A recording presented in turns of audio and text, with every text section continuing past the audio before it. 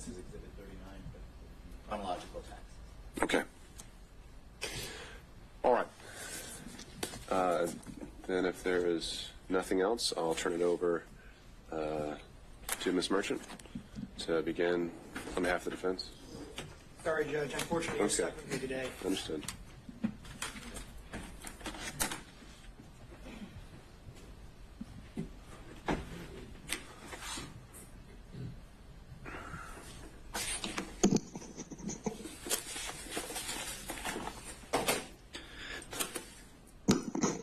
May it please the court, Your Honor, John Merchant on behalf of Mr. Roman.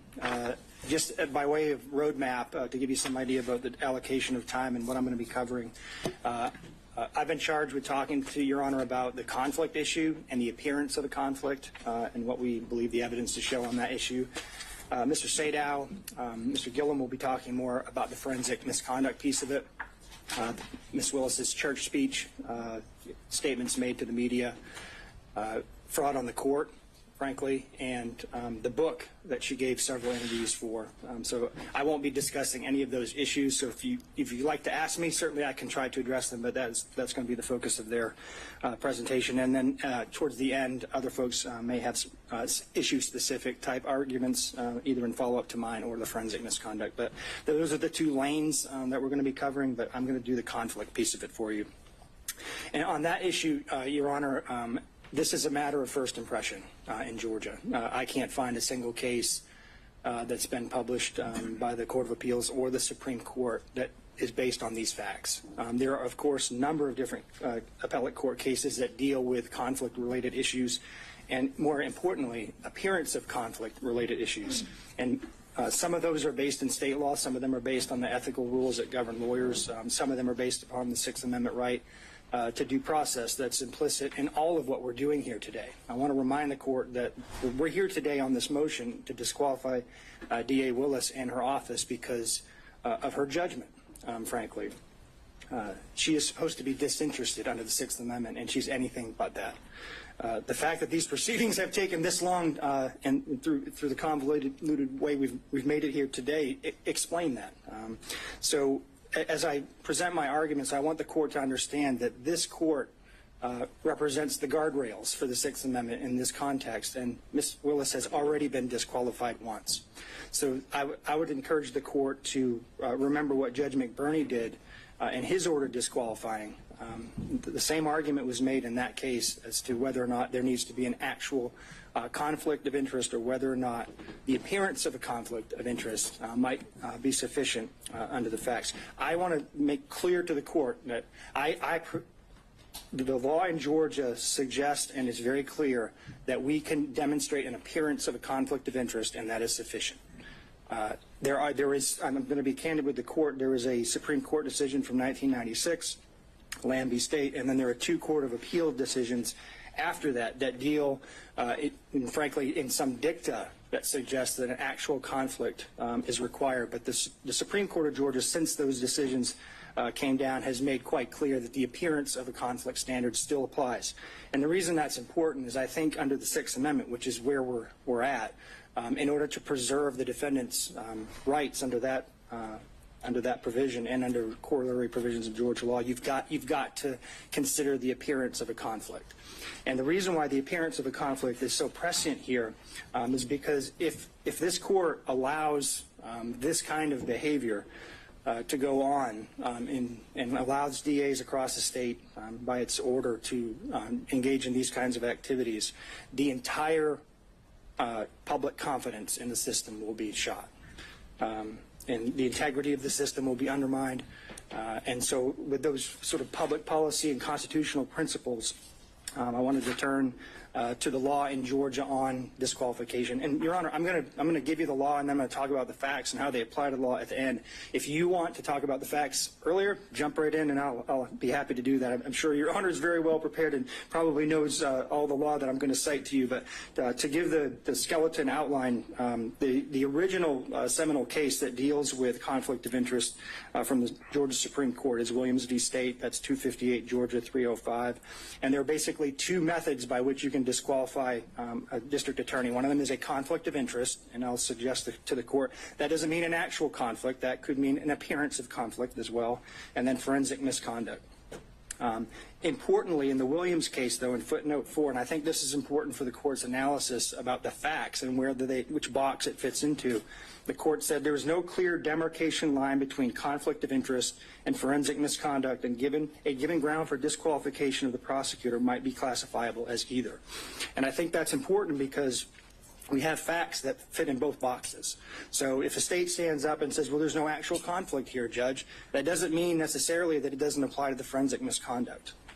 Typically, forensic misconduct relates to statements of the prosecutor designed to impugn the character of the defendant before trial and to affect the jury pool, which we have here, which I'm not going to discuss, but the facts that we have here very much relate to that issue, and there's crossover.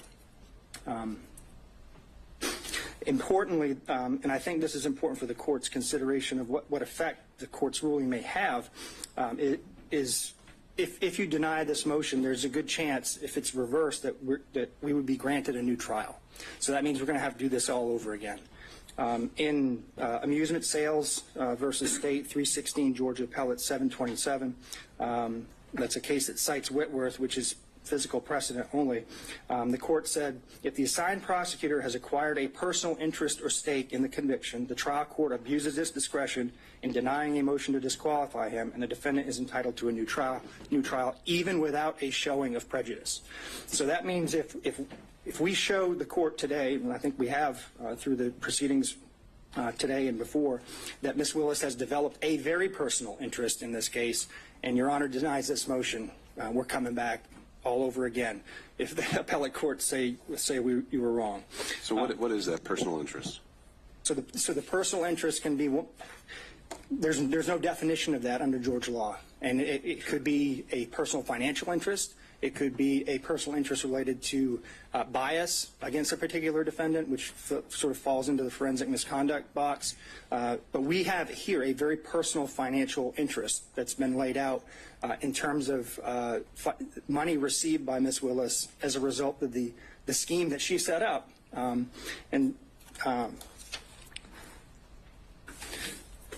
But to get to the issue of the personal interest in the context of an appearance, I think that's important. I do want to suggest to the court that there are a number of cases that post-date this actual conflict of interest language that's suggested in some of the cases from the 90s that you have to pay attention to what this looks like to the public. And I agree with all of the law, and I'm sure the state's going to stand up here and say it can't be a speculative or a conjectural type of personal interest.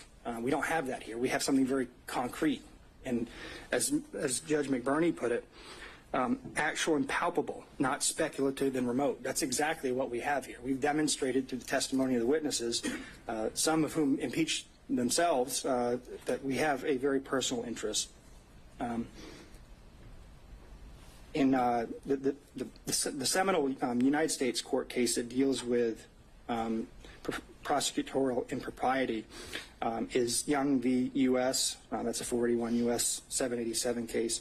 In that case, it's the opportunity for conflicts to arise that created at least the appearance of impropriety. And that's the case that requires that the prosecutor be disinterested. Since a scheme injecting a personal interest, financial or otherwise, into the enforcement process may bring irrelevant and impermissible factors into the prosecutorial decision. Now, there are a number of Georgia cases that sort of repeat that theme. Reeves v. State, 231, Georgia Appellate 22, that's a 1998 case, stated a potential conflict of interest existed and the appearance of impropriety existed. Davenport v. State, 157, Georgia Appellate 704, that's a 1981 case. That was decided 7 years before Williams. When there is at least the appearance of impropriety, a defendant is denied fundamental fairness in the state's prosecution of the charges against him or her. There are also rules that govern prosecutors. Lawyers in general are bound to preserve and avoid even the appearance of impropriety. That's Brown v. State, 256, Georgia Appellate 603, 202, 2002. Head v. State, A prosecutor's close personal relationship with the victim in a case may create at least the appearance of a prosecution unfairly based on private interest rather than one properly based on vindication of public interest. ABA Criminal Justice Standards for the Prosecution Function, Standard 3.1.2c. A prosecutor should avoid appearance of impropriety in performing the prosecution function. 3-1.7f.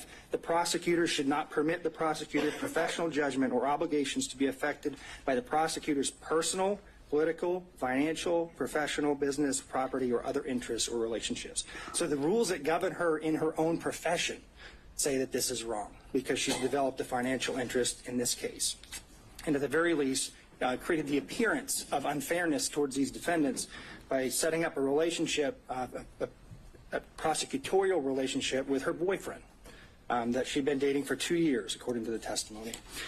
So before I move, Your Honor, to the specific facts, you asked, what's personal interest, and I think, frankly, as I was trying to figure this out, I think you know it when you see it. It's just like in the concurrence in Jacobellis versus State of Ohio, Supreme Court case from 1964, Justice Stewart, in his concurrent opinion, said, "I know it when I see it," talking about obscenity. I think you know it when you see it. I think there's enough facts in front of you that you know it when you see it. And so I think that governing principle helps enlighten some of the facts here.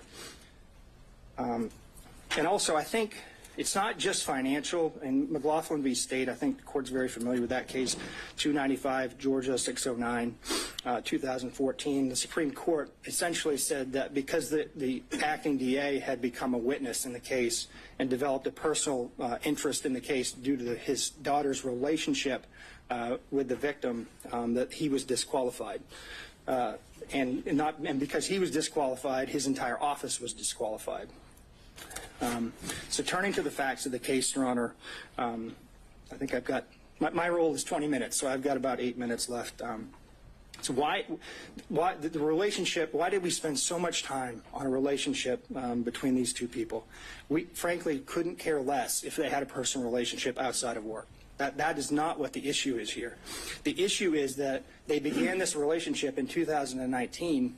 They were dating for 2 years, and then she awarded him a contract where public money, either from Fulton County or the state of Georgia, ended up in his pockets. That decision alone was improper.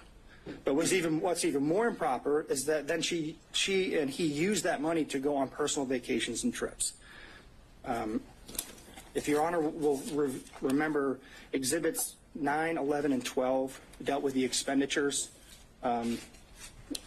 by Wade on trips.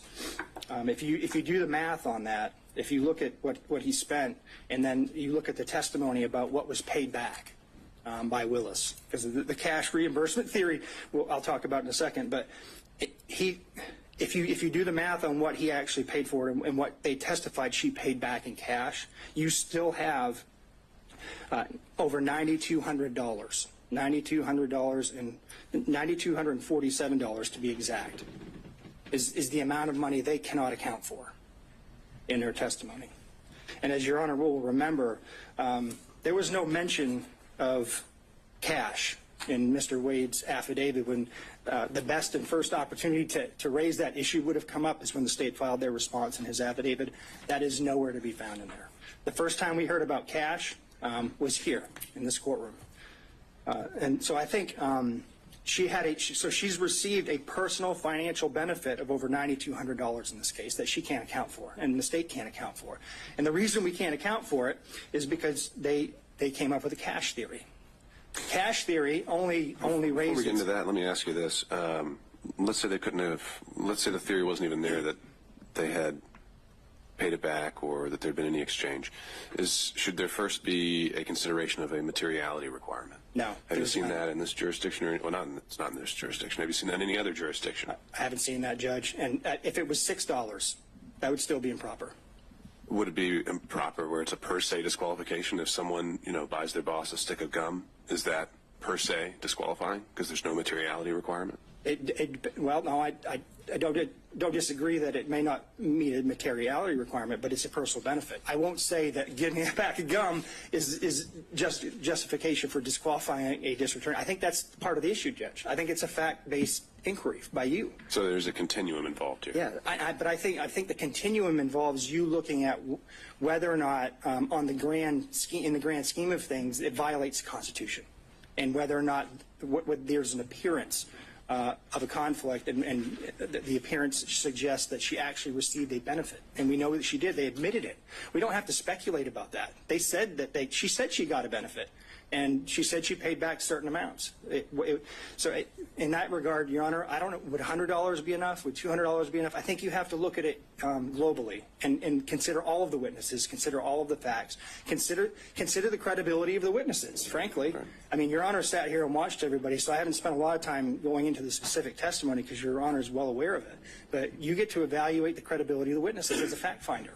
And you know, just from a legal perspective, though, you're saying we can't just say dollar amount, look no further. There has to be a totality of the circumstances analysis. I think it's fact specific, Judge. I don't really want you to pin me down on that because there's no law on it. I can't give you a straight answer because I haven't seen anything like that. And I think if we build a materiality requirement into the case law, then you're down a slippery slope then, because then it's going to be the appellate courts are going to be deciding, well, is $50 enough? Is $100 enough? So I think it's not necessarily the amount of the money; it's the fact that she received it, and it's not insignificant. And I don't think your order has to say because she received $9,200 she's disqualified. I think if we go back to the 20,000-foot level, what's the appearance here? Is this fairness to the defendants? Does it appear that she is interested in this prosecution, or does it appear that she's disinterested? She took the stand. You can tell she's not a disinterested person when it comes to this proceeding, but we also argue she's not a disinterested person when it comes to the prosecution as a whole. I'm going to leave for I'll resist the temptation to defend my wife, who I believe to be an excellent lawyer and a member of the bar for 20 years in good standing. But I will say this, Judge, you don't just evaluate the credibility of the witnesses. You evaluate the credibility of the lawyers. And Mr. Abadi stood up here in open court in front of national news and the national public and called her a liar. I need to address that for 1 minute. The text messages that are now part of the record, which now are substantive evidence for you to consider, prove everything that she put in that motion, everything that she tried to elicit from Mr. Bradley was absolutely 100% true. And not only was it true, she verified through the witness himself that the motion was accurate before it was filed. So for the state to get up here and impugn her credibility, it's not only improper, it violates Berger versus the United States, which is a case that says the state can't just get up here and make any argument it wants. And I encourage the court to call him out on it when he steps up here. We have to have candor towards the tribunal. You cannot lie to the court, cannot lie to the public, cannot lie to the jury. And I think that's what he did. So there's other corroboration of our view that she was in this relationship. I think, frankly, based on Mr. Bradley's testimony, Your Honor can separate the wheat from the chaff when it comes to credibility. But Mr. Bradley had 2 chances to correct information that he suddenly developed amnesia about, but he just didn't do it. How does the timing of the relationship impact financial interest? Because it's part of the scheme she created intentionally in order to give benefits to her boyfriend. So there's a reason why they fought so hard on this, Judge. I mean, there's a reason that every single subpoena was objected to, every single question we asked Mr. Bradley was objected to, the jumping up and down, all of the obfuscation. There's a reason for that. They know that if Your Honor finds that relationship started in 2019, that the appointment of Wade itself was improper, and if that was improper, then he had no business as an average citizen, along with the fact that they didn't have approval from Fulton County to appoint him in the first place. That undermines the indictment. It creates a structural impairment in the indictment because he had no more business being in the grand jury room than I did. So that's what they're worried about. And the reason why it's important for the financial piece, Judge, is it's how the money ended up going back to her. She put her boyfriend in the spot, paid him, and then reaped the benefits from it. that she created the system and then didn't tell anybody about it. She didn't even tell her dad about it. So I think if, in the grand scheme of things, if you're looking at the totality of the facts, and I've got to sit down here in about 2 minutes to make room for my co-counsel. If you look at it, everything put together, judges, they did this, they knew it was wrong, they hid it, and even when they were called out on it, they tried to create an excuse for it by saying it happened after the fact. We know now from the testimony, Ms. Yurdy confirmed that Mr. Bradley, his text messages were accurate, not his in-court testimony, but that fact was accurate. The motion is accurate. And so also I do want to point out there's no paper trail here for the cash. I know that this was I know she and her father both testified that they kept cash on hand, which, I mean, keeping cash on hand in and of itself is not a problem. When you're a public official and you're required to keep track of gifts that you receive, then you need to keep track of it. But there's no paper trail. There's no deposit history. There's no withdrawal history. There's no receipts. None of that. So even assuming their testimony could be credible, and we don't think that it is, you still don't have enough information to track all that money that she received. And this is just what we know about. But does the lack of evidence fall on the state? Does the lack of evidence fall on the state? Isn't that where burdens come in? Yeah, yes, I think they had an obligation to tell Your Honor, hey, this is where the money went. And they certainly had the ability to do that if they could do it. Since they didn't do it, we have to assume they can't. And if they can't, I just want to remind the court of a very important piece of testimony from Ms. Willis that I think goes to credibility of all of the officers of the court who testified. She met with Wade, and they developed, in 10 minutes after talking about the financial piece, I believe, this cash theory that could not be rebutted. We have no ability to do that. They did, and they chose not to do it. So with that, Your Honor, unless Your Honor has more questions for me, I'm going to sit down and turn the podium over to my distinguished colleague, Mr. Sadow. Thank you, Mr. Merchant. Appreciate the court's time.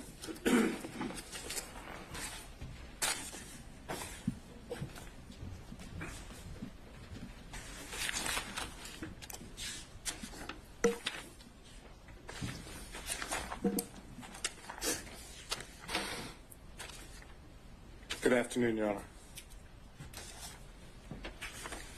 I'm going to speak to what I would call a subset of forensic misconduct. And I'm going to assume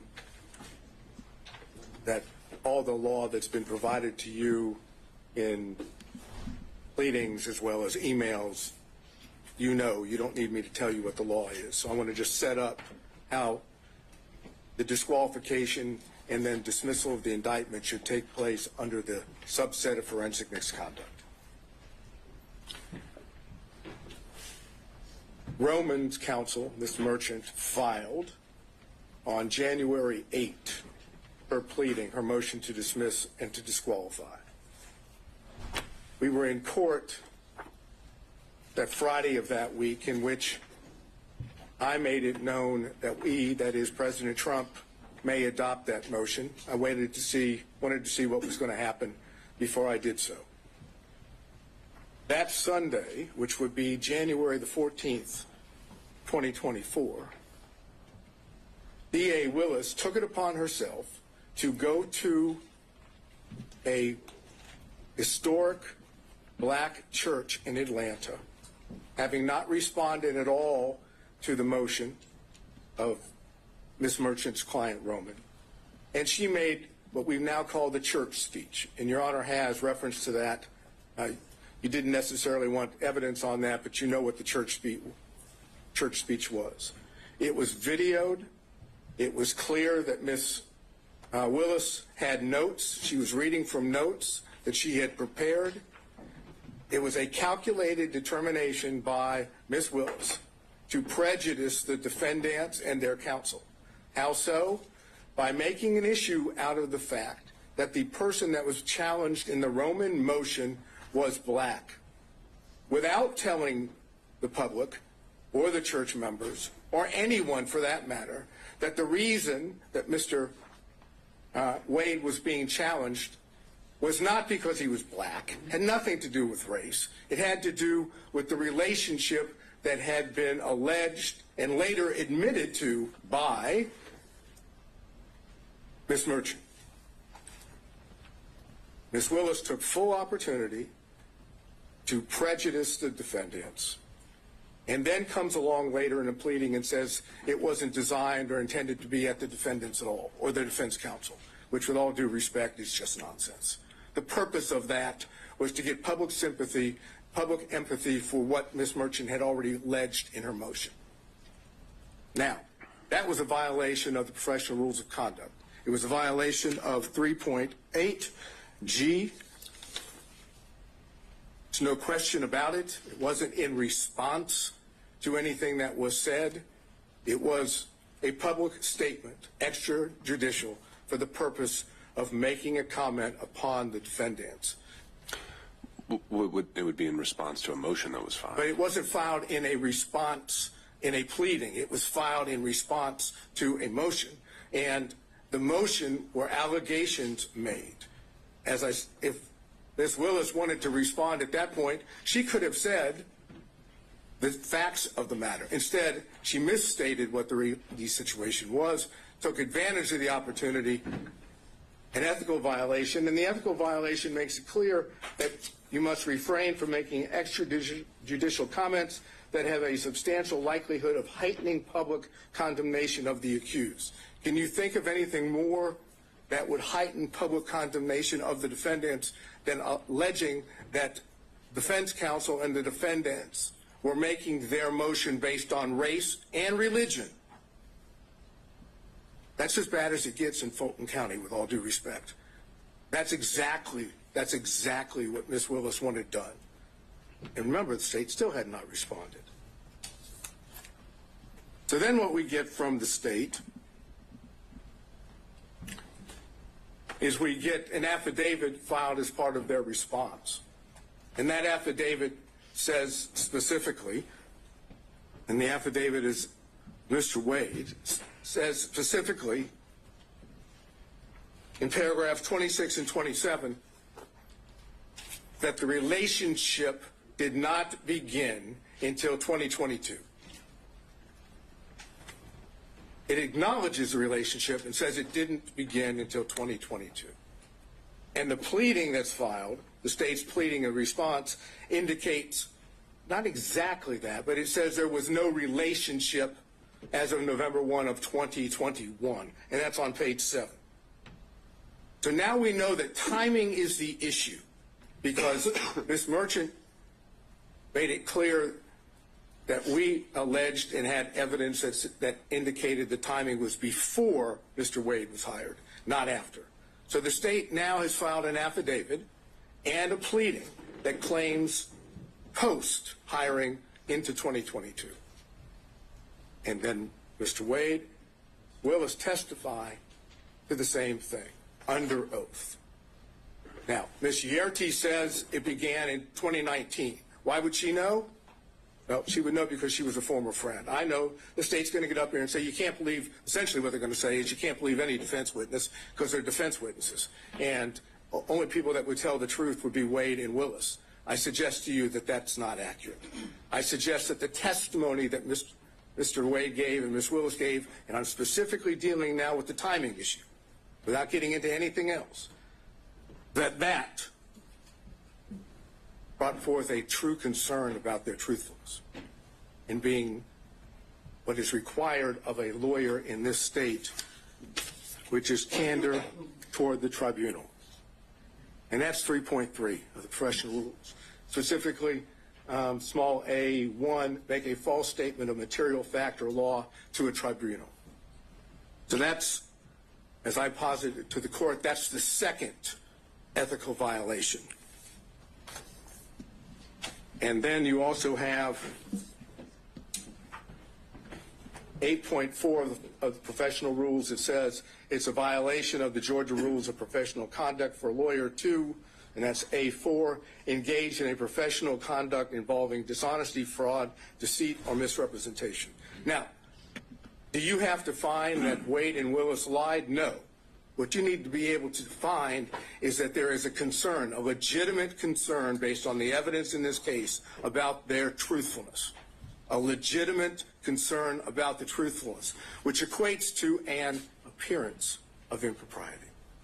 Because once you have the appearance of impropriety under forensic misconduct, the law in Georgia is clear, that's enough to disqualify. So, why should you find there's a concern with their truthfulness? ERT is the first one. You have that testimony. But then we go to what is the most obvious indication that Willis and Wade were not truthful on the point of timing, and that's Bradley. Defense Exhibit 26 came into evidence. Defense Exhibit 26 comes in and says, and you know I went into this the last hearing. It says that on January the 5th, 2024, at approximately 9:49 a.m., there's text messages that are exchanged between Ms. Merchant and Mr. Bradley. And the text messages go like, just date, and that's from Ms. Merchant. Ms. Merchant says, do you think it started before she hired him? Bradley, who we now know from Defense Exhibit 39, has been texting with Ms. Merchant for a number of months. This is not the first time. This is months within the communications between the two. Mr. Bradley says, absolutely. Now, absolutely is not a speculative word. That's not speculation. That's a definitive statement. And Bradley then, unprompted, says this. And unprompted is important. It started when she left the DA's office and was a judge in South Fulton. It goes on, Ms. Merchant says, she liked it started when she left the DA's office with the appropriate emoji or whatever one would call it to say it was liked.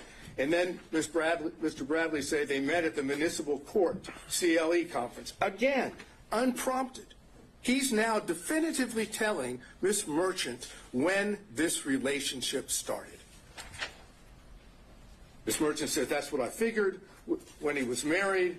And then Ms. Merchant says, and we're now talking about a couple hours later, she texts and says, upon information and relief, Willis and Wade met while both were serving as magistrate judges and began a romantic relationship at that time. And Mr. Bradley responds, no, municipal court. Thank you. Doesn't say it didn't start then. He doesn't suggest that she's wrong other than magistrate court municipal. Now we have that, and it's in evidence. And what does Bradley do? He knows that he's put himself in a position that if he testifies truthfully on the witness stand, Your Honor is in a position to be able to find, if you choose to, that both Willis and Wade lied. So what does Bradley do? Look, you were an assistant U.S. attorney. You know how this works when you have witnesses in this situation. Mr. Bradley did everything he could possibly do to evade answering questions. No recollection, couldn't remember, it was speculation. Anything he could possibly say that would cause, Your Honor, not to believe that Bradley knew when this relationship started. I suggest they were clear-cut lies, and the truth is in Defense Exhibit 26.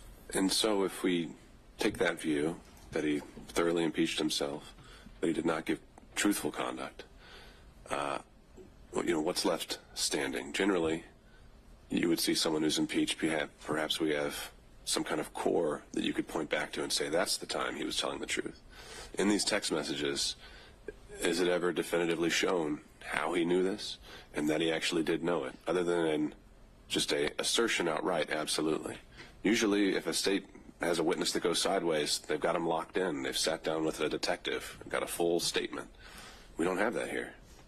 But what you have is a text message, which is a prior statement of Bradley that he did on his own, that was not given to him by someone else. The only thing that the court has just noted is, how do we know he wasn't speculating? Because you don't have to accept the fact that he wasn't speculating. The cases that I provided, I think by email yesterday, the first dealing with that, you can disbelieve that testimony and draw a negative inference. That's the Ferguson case. On Lee, the other case, you can simply take the prior inconsistent statement as substantive evidence. It has the same value. And that's what I'm asking you to do, to take what was the unprompted statement in Defense Exhibit 26 of Bradley, and take that on its face value, that that is an indication that Bradley in fact knew and had said he did. If you accept that, you have to have concerns about the truthfulness of Willis and Wade on the timing issue.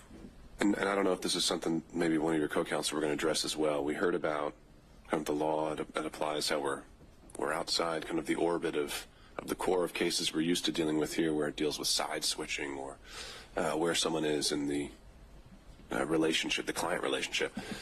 The proposition you're putting forward now is that if a representative of the state, the lead prosecutor, the district attorney themselves, says something that's untruthful on the record, that is something that immediately has to be proactively policed by the trial court.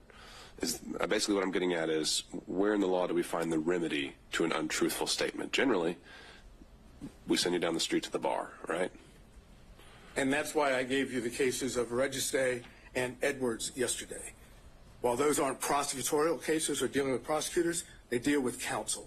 And in both those cases, the trial judge found ethical violations on the part of defense counsel, or potential ethical violations.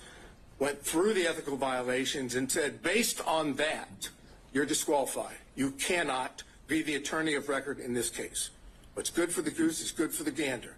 If defense counsel can be kicked off of a case because of ethical violations, I suggest the same thing can happen for prosecutors when the ethical violations deal with truthfulness, candor to the court, extrajudicial statements.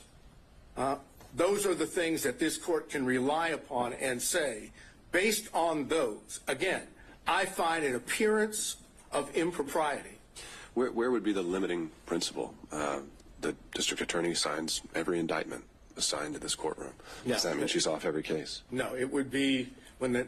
If I found that she's untruthful, is that what you're kind of suggesting, though? You don't have to find, again, I'm not saying you have to find she was untruthful or that Wade was untruthful. You don't have to make a finding of fact that they lied. All you have to do is make a finding of fact that you have genuine, legitimate concerns about their credibility, about their truthfulness. And once you find that, then you can apply Registe and Edwards. Well, but it's the same principle, though. If I have genuine concerns about her truthfulness on a particular occasion, how do those not spill over into every criminal case a district attorney brings? Well, it's because she testified under oath, and so did Mr. Wade. They didn't have to testify falsely. They could have testified truthfully. They could have indicated that the relationship, the timing was in fact before Mr. Wade was hired. They chose not to. And in that sense, that dishonesty, that constitutes a violation of their ethical responsibilities. This is not signing an indictment. This is not filing a pleading in which both sides have their own positions. This is a requirement that every witness has to tell the truth under oath. And if they don't tell the truth under oath, or there's a significant concern about their credibility, then they're violating their ethical rules. And as anyone will tell you, as Your Honor already knew from when you were a prosecutor, prosecutors are held to a higher standard. They're the ones that are supposed to be seeking justice. They don't have a particular, they're supposed to be disinterested. When you have the lead prosecutor and the DA giving what I suggest to you is untruthful testimony, based on what Yerty has said, based on what Bradley said in his text, based on the whole way it was presented to you. Bradley didn't want to testify. He first came up with his attorney-client privilege thing on that. Then Your Honor was, fortunately, went into that. And then when Bradley knew he had to testify about it, you saw what happened. You can draw the inference, as I've suggested on Bradley, that what he said in the text message, Defense Exhibit 26, is true. The relationship, in fact, started prior to November 1st of 2021. That ERT says that. And now, without getting into any detail, the cell phone records. The cell phone records show that during that period of time from, let's say, April 1 of 2021 to November 30th of 2021, that there was a considerable number, 35 or more occasions where it appeared that, based on the records, that Mr. Wade was down in the area where Ms. Willis was staying in the ERT's apartment. But more important is there are 2 occasions, and the state has not challenged those.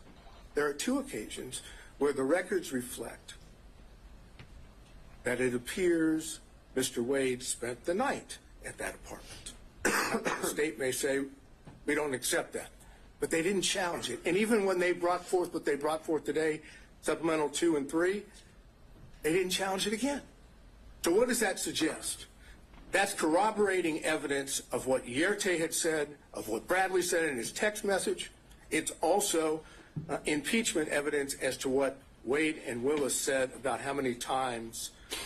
Is that a significant, in terms of just the times? Didn't Mr. Wade testify that he was there at least 10 times during that time frame? You've now found 35. Well, minimum of 35. Okay. But never overnight. He said he never spent overnight.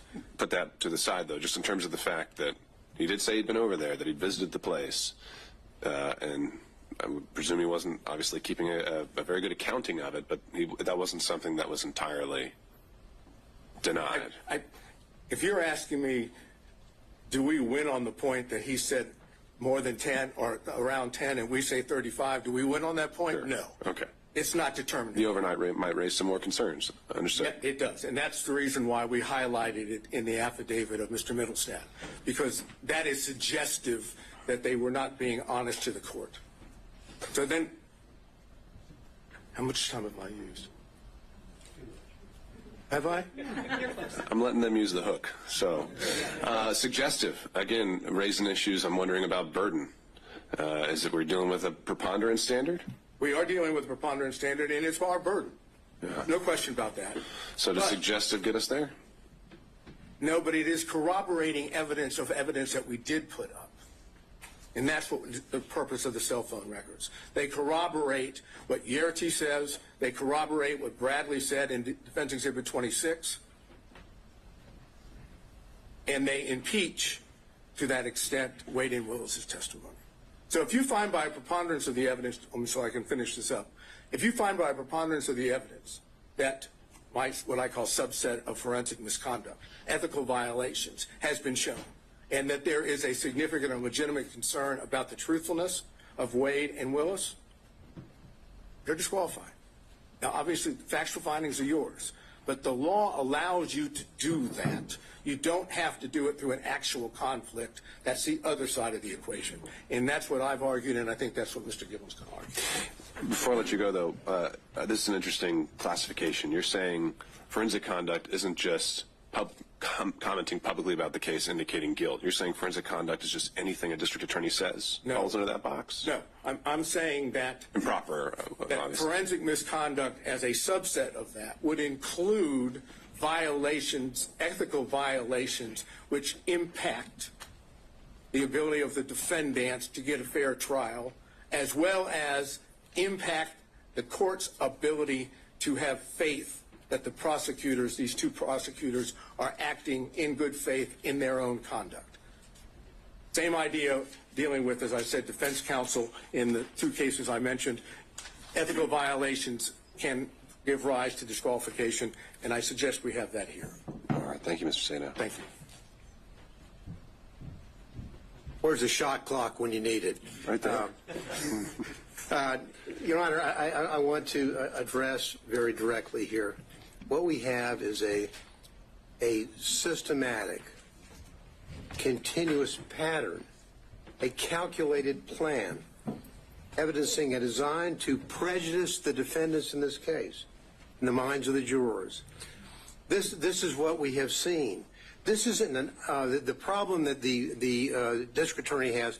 It's not that the district attorney had some sort of brief, off-the-cuff statement in an interaction with a reporter like in Williams. That's not what we have here. We have someone who sat down, wrote out her speech, wrote out her plan, who sat down for whether it's 2, 3, or 6 times with the editors of Find Me the Votes and told and got her message out about this case before it was supposed to be tried in this courtroom.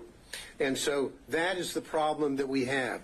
We have a pattern of forensic misconduct on behalf of Ms. Willis. So, I mean, we have a pattern of public statements being made. I take it you or your team has dived in and read the book. I know she was asked about specific portions in it.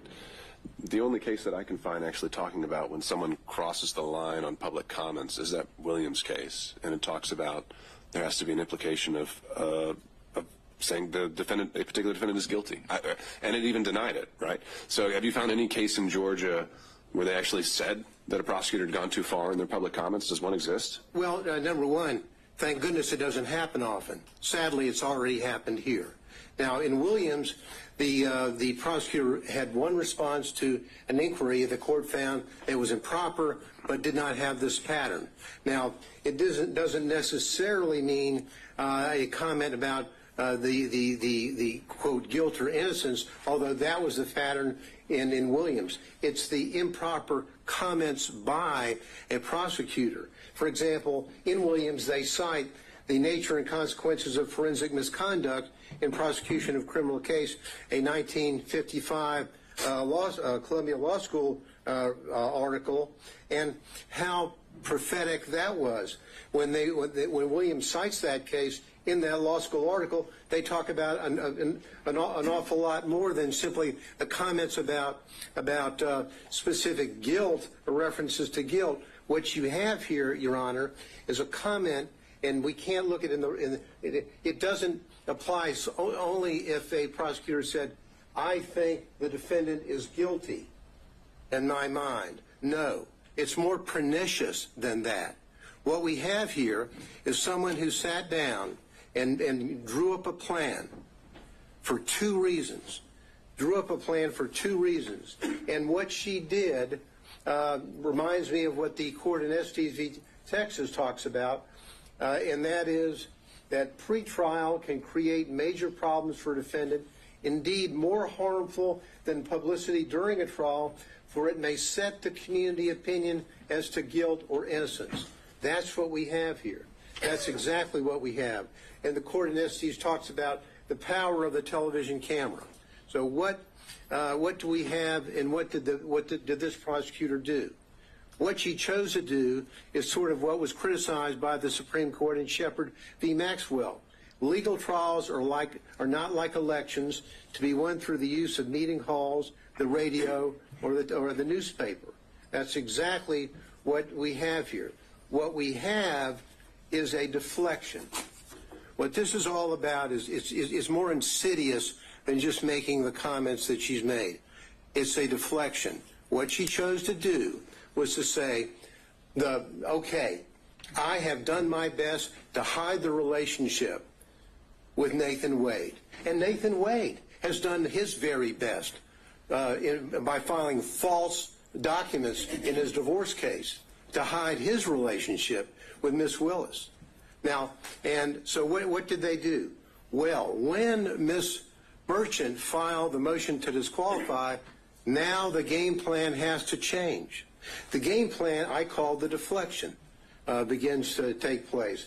The deflection is when the district attorney sat down and wrote out. I'm sure the court has. When you look at that video, it's in evidence of her speech at church. She has written out everything, and she's reading from it. She chooses to deflect. The court asked earlier, wasn't she really responding to the motion that had been filed against her? Would that she had. Because if she had, she would have looked the members of that church in the face and say, there's been an allegation that I had a romantic relationship with Mr. Wade, and ladies and gentlemen of this congregation, it's true. She didn't do that.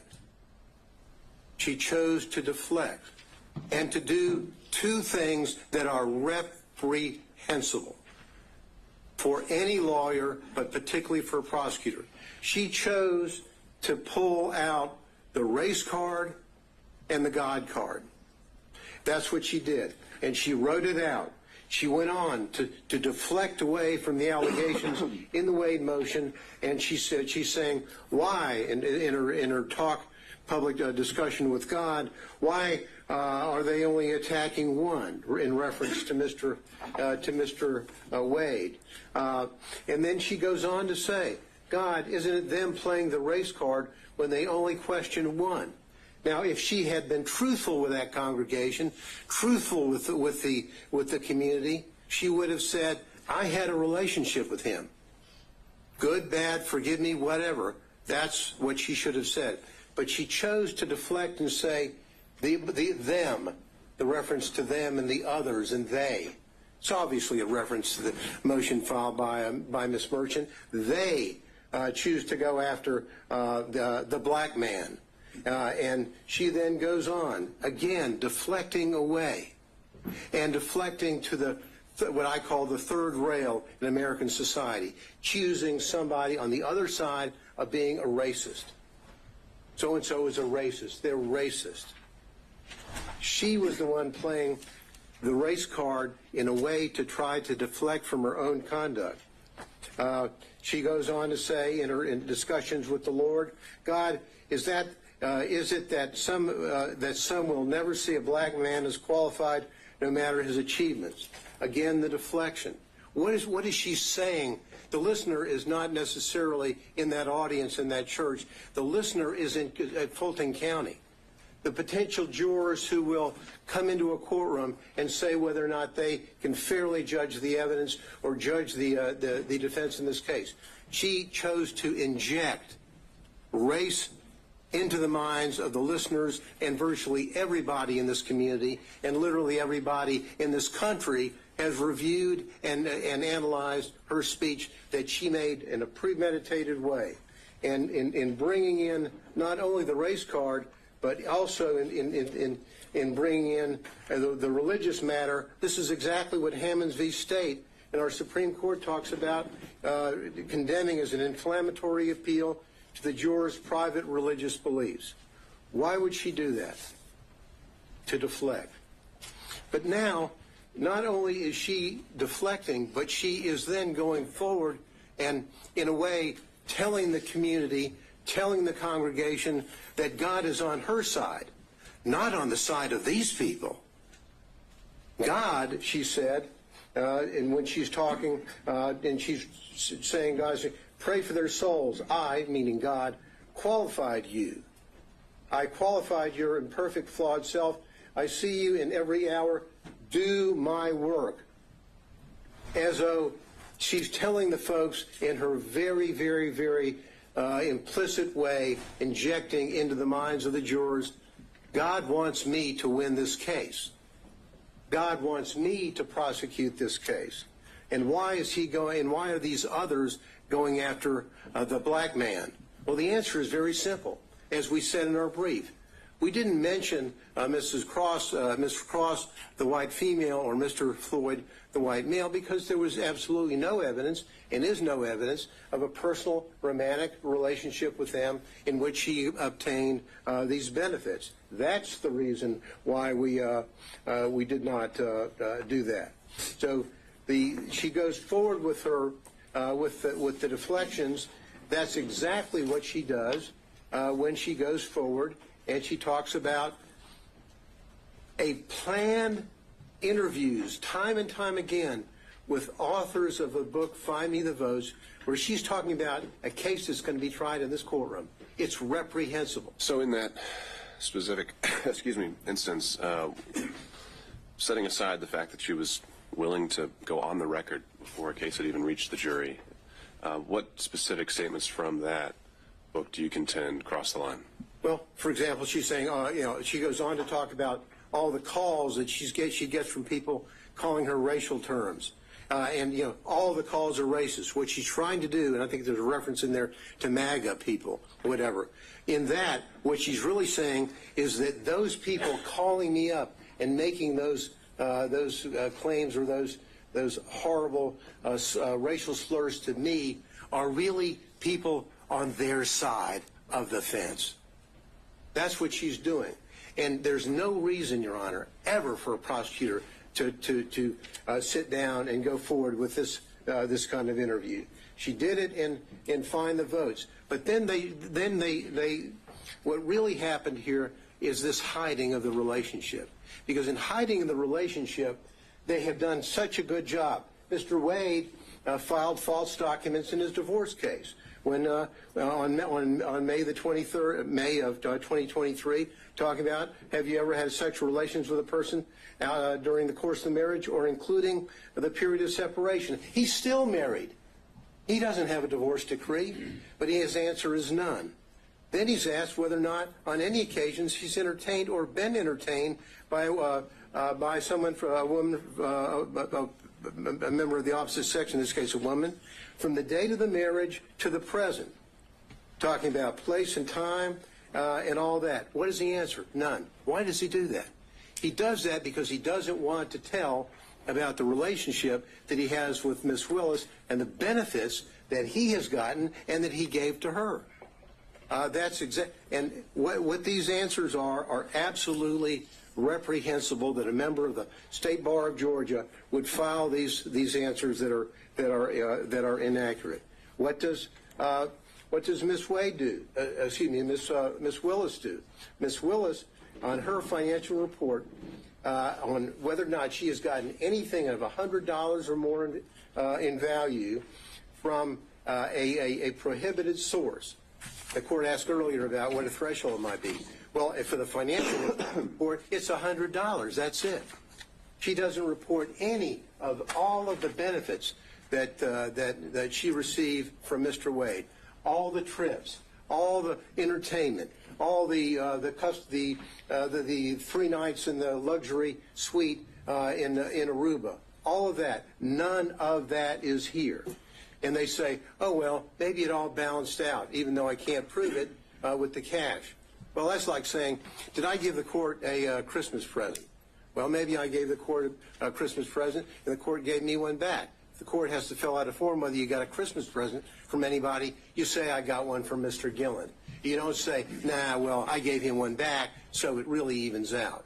They're false reports. And because they're false, what they had to do is they had to say, uh-oh, Ms. Merchant has caught us. And so what we're going to do is we're going to get, in our response, we're going to get Mr. Wade to file a false declaration, which he does.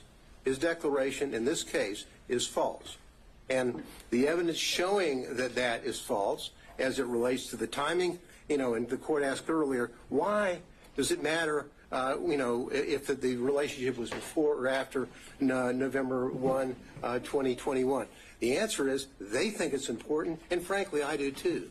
Because when she's hiring somebody and she's not telling the people who are going to be paying the tab up to $700,000, hey, I just hired my boyfriend who's taking me on trips to the Caribbean and taking me down to Aruba and taking me to California. Hope you don't mind. No disclosure whatsoever. And the money flows off. But because they got caught, they then commit what I think is an additional component of forensic misconduct, and that is fraud on this court. When they filed that affidavit, and now it's been proven, I think, beyond virtually any doubt that the relationship occurred prior to November 1, 2021, and the benefits that were there, and we don't have to run around. And I love we've got all the records showing from Mr. Wade about the payment for these trips, for the cruises, for the flights, all this stuff. What's the only way, as they sat around and met together before they testified and came up with their story, what's the only way that they can save themselves? Pay no attention to the records. Pay no attention to the airlines and to the flights and vacations and the cruises. I paid them back in cash. Show us your receipts. Where did you take cash out of the bank? Ever? Oh, I don't have any. Well, show us the deposits that he had. Well, never. We don't have any. What we have here is a fraud on this court, which has been shown, I think, overwhelmingly by the evidence and overwhelmingly through not only the testimony of Yurdi, the testimony of the emails and the text from Mr. Bradley to Ms. Merchant, as well as all the documents that they had no answer to other than the just trust me, I gave him money, it evaporated, I don't know where it came from, and he doesn't know what he did with it. Just please trust us and believe us because it's our only way out of the trap that they set for themselves. These people, sadly, and I hate to say, as the court knows, I was a prosecutor for about 3.5 million years, it seems, in the federal building, and I was an assistant DA beforehand. Prosecutors don't act like this. Lawyers don't act like this. These people, Your Honor, is a systematic misconduct, and they need to go. Thank you.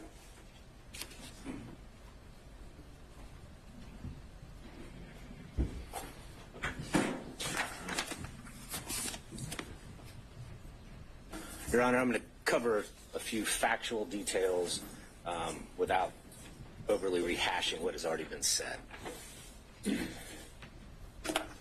During the pendency of this investigation in this case, Mr. Wade and Ms. Willis basically lived Robin Leach's lifestyle of the rich and famous. And they did this riding on the backs of the defendants in this case, funded by the taxpayers of Fulton County and the state of Georgia, with the money that was paid to Mr. Wade through the contract that Ms. Willis got him. That money flow, that is the personal interest that you asked about. She was personally benefiting from the position, from the job, from the scope of the investigation, from the scope of the indictment, and how they conducted it. And we know this, we know from the records that have been submitted before the court that Mr. Wade paid at least $17,095 towards this relationship. That does not even include the various dinners, the day trips that both Wade and Willis admitted to, so that number is likely even higher. We know from the documents that Ms. Willis only paid $1,394 for an airline ticket. We know from Ms. Yurdi, who was pretty much uncontested, there was no evidence presented by the state disputing her time frame, that relationship started in 2019. She saw them kissing, she saw them hugging. Now, whether or not they had sex before January of 2022, I do not know. They admitted sometime in early 2022, and I found it curious that they both, Wade and Willis, just went straight to the sex. So maybe that's when they started having sex. I do not know. But the relationship predated that. And their combined and overly suggestive focus on that is a red herring to this court and to the defense that that's what they want you to focus on. They want you to ignore all the evidence that the relationship predated that. The relationship started in 2019. The relationship continued through 2020. The relationship continued through 2021. Looking at the cell phone communications, just in the first 11 months of 2021, over 2,000 calls, almost 9,800 texts. You know, I don't even think love-struck teenagers communicate that much. The November 29th and November 30th escapade, phone call from Ms. Willis, between Ms. Willis and Mr. Wade, 11:32 that night. Shortly after midnight, the phone starts traveling down from where Mr. Wade lives and ends up where Ms. Willis is staying, and he's there until roughly 4:55 a.m. None of the excuses, none of the explanations that Mr. Wade gave go into the Porsche experience, go into dinner, go into the airport. None of that explains that. I'm pretty sure the Porsche experience isn't open in the middle of the night. I'm pretty sure that there weren't any restaurants that he drove 30 to 45 minutes to go eat at in the middle of the night right after he talked to Ms. Willis. Teenagers have a name for those kind of calls and those kind of escapades. I won't go into it. But the documentary evidence, the objective evidence, undercuts everything that both Wade and Willis said. When you look at Miss Yurdy, again, she unequivocally said that relationship began in 2019. She saw physical evidence of a romantic relationship. Mr. Bradley, in the text messages, which are substantive evidence, said that that relationship began in 2019. Again, his January, temporary amnesia that somehow was triggered temporarily after Gabe Banks called him, we can question that. But we do have statements from him that specifically said that relationship predated Mr. Wade's appointment by Miss Willis. You asked, well, in Mr. Wade, you asked what the materiality would be. How much is enough? Well, clearly $17,000 is enough. But Fulton County has told us, has told Mrs. Willis what the materiality is. It's $100 in a year. She twice signed declarations, certifications that she did not receive any gifts. And even under her strained explanation, there were monies, there were gifts, there were dinners, there were excess contributions flowing her way that exceeded $100. Her excuse, or I'm sorry, her explanation, well, I just paid it in cash. That just does not stand to reason. It does not hold up to the light of truth. Anyone that has ever been in a money laundering trial, a forfeiture trial, if that's the explanation we give the state, they laugh. Oh, I just gave cash. I have no records for it. I have no source for it. The only thing that she could say that was a source for the money, because at times she said she was down to $500 to $1,000. The only explanation she had is, well, sometimes I go to Publix and I may get an extra $50. That shows up on your debit card or your credit card. Did they bring those records in? No. Did they bring her bank accounts in? No. Did they bring any documentary evidence in? No, they did not. And why is that important, Judge? Yes, the burden is ours. But under OCGA 24-14-22, if a party has evidence in such party's power and within such party's reach, by which he or she may repel a claim, and they had that power, Ms. Willis had that power, Mr. Wade had that power, that they can repel the claim that we have made against them, but they admit to produce it, or if they produce weaker evidence, then you, as the fact finder, Judge, it is in your power to disregard that, and a presumption arises that that documentary evidence that is in their possession that they failed to produce supports our claim. And that is something that the state relies on regularly in criminal trials.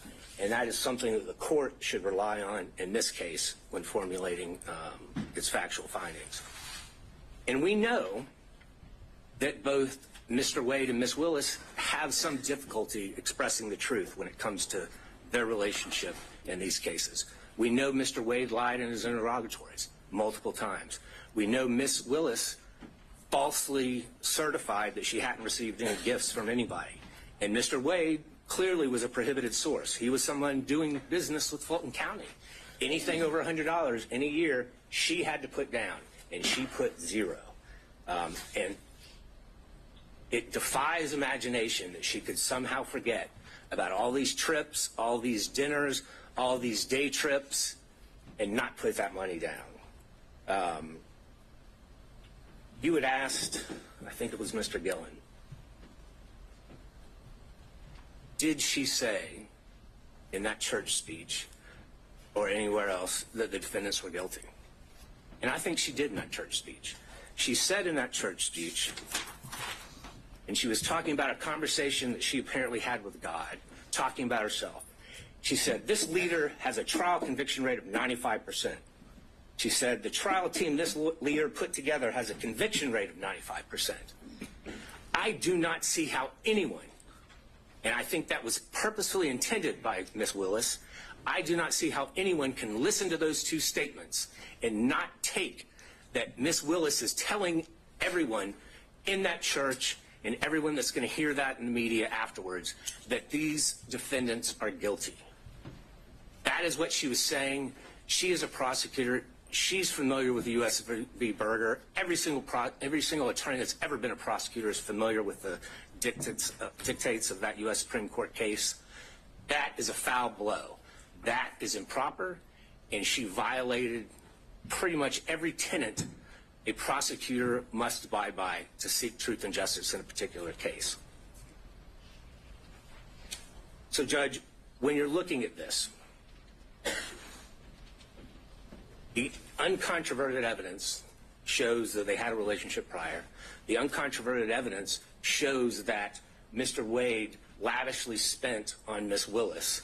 The uncontroverted evidence shows that the money that he was spending on Ms. Willis came from this contract that he had. And I'm not just talking about the contract as a special prosecutor, but there's also those other questionable contracts that no matter whom his partner seemed to be, they also got. There is a direct financial benefit that Ms. Willis received from this. And Judge, looking back at what Judge McBurney said, if merely hosting a fundraiser for a political opponent of a putative defendant creates not only the appearance but an actual conflict, then what Ms. Willis has done since then in this case creates an actual conflict. But again, as prior counsel has stated, we only need to show the appearance of a conflict. And we have done that by a preponderance of the evidence. In fact, I believe we've shown an actual conflict. But nonetheless, the result should be that Ms. Willis and her office should be disqualified from this case. We still have a few more minutes. I think Mr. Cromwell may have something to say. Thank you, Your Honor. Thank you.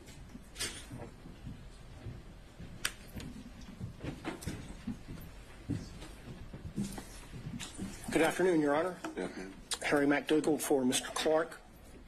I'm going to talk further about conflicts, and I'm going to assume the most difficult standard for us to meet, which is actual conflict.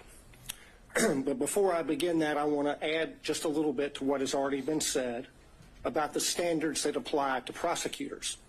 Our appellate courts have said often the administration of the law, and especially that of the criminal law, should, like Caesar's wife, be above suspicion and should be free from all temptation, bias, or prejudice so far as it is possible for our courts to accomplish it. The first occurrence of that I can find is Nichols v. State more than 100 years ago, 1915. The most recent, Registe v. State in the Supreme Court in 2010, although they don't refer to Caesar's wife. That requirement is also embedded in the prosecutor's statutory oath, 15-18-2, which requires impartially and without fear or favor discharge my duties as district attorney and take only my lawful compensation, so help me God. The general rule on conflicts of interest for lawyers is in Rule of Professional Conduct 1.7.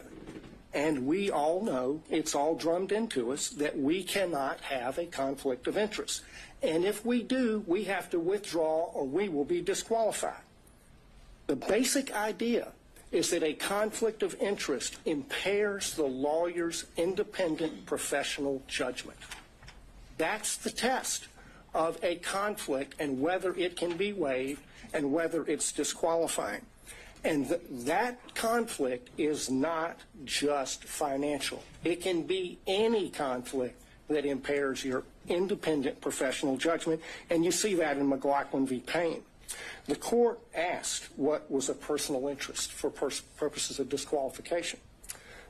It's anything that impairs professional judgment.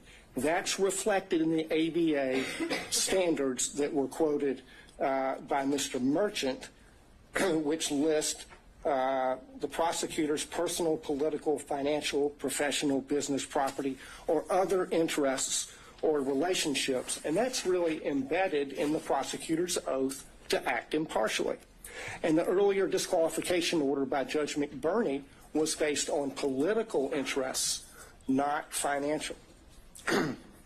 What my colleagues have described as forensic misconduct is also cognizable as a conflict of interest based on that footnote in the Williams case. The root of all of the problems that we see in this court right now is a conflict of interest arising from their individual personal interests in perpetuating and concealing their relationship. That's the original sin from which all of the other problems flow. There are 6 different actual conflicts of interest in this case, any one of which warrants disqualification, but collectively, practically compelling. First, the financial conflict that's already been covered. Second, the personal ambition, political ambition. Third, there's a dovetailed or complementary pattern of deceit and concealment of the relationship and the money. Fourth, the speech at the church. Fifth, the motion for protective order that the DA filed in Mr. Wade's divorce case. Sixth, the way the state has conducted the defense of this motion to disqualify, especially the hearing. On the financial piece, the court asked for a limiting principle and asked about materiality. The limiting principle is whatever impairs the independent professional judgment of the lawyer. That is applied routinely. We have a county code section that flatly prohibits gifts from contractors, period. We have, by analogy, the federal bribery statute, which has a threshold of $5,000, 18 U.S.C. 666. The court asked about burdens and inferences. The court can draw a negative inference from the state's failure to produce evidence to support the invisible magic cash balancing theory based on State v. Thomas, 311 Georgia 407, particularly footnote 19. As to the timing question that the court asked about, there were 2 contracts for Mr. Wade executed after they acknowledged the relationship began, each one of them afflicted or conflicted under county and common law. The second conflict is her political ambition, for which he was previously chastised by Judge McBurney, and that's also present in this book.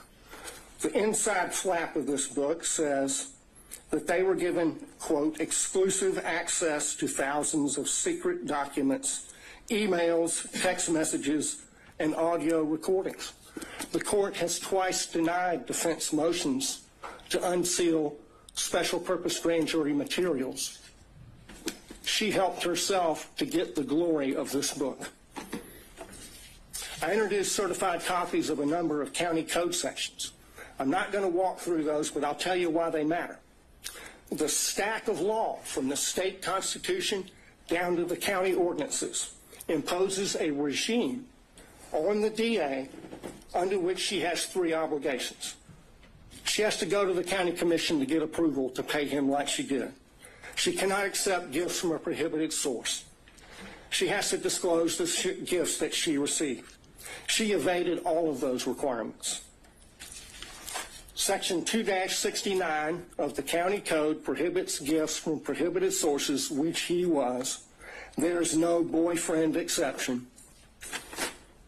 The disclosure forms, the evidence is sufficient for you to find that her disclosure form for 2022 is false, and that it is a false writing.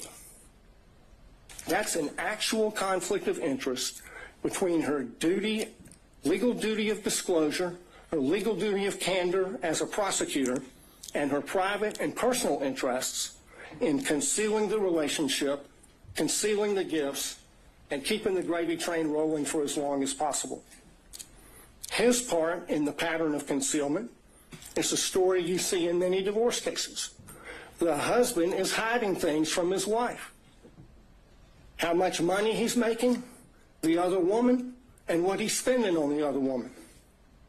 And he got on that stand, he lied in his interrogatories, and he got on the stand and he lied about lying in the interrogatories. And the lawyers for the DA's office, they just sat there and let him do it. They did nothing to correct obviously perjured testimony. In and of itself, that warrants disqualification of every one of them. The reason they lied and covered it up was to avoid the trouble they're in right now. That served their personal interests to the detriment of their public duties as prosecutors. The speech at the church. I want to focus on why she did that. Mr. Gillen talked about that. She did it to deflect attention from her own misconduct and that of Mr. Wade. She violated her public duty as a prosecutor to serve her personal interests and the personal interests of her boyfriend. That is a disqualifying conflict between her personal interests and her public duty that is actual, operational, and materialized, and it rests on undisputed facts. The next thing that she did that was a disqualifying conflict of interest was the emergency motion for protective order that she filed in the divorce. I filed a certified copy of that as Exhibit 37. She sought a protective order under the Apex Doctrine on the grounds that she's the DA.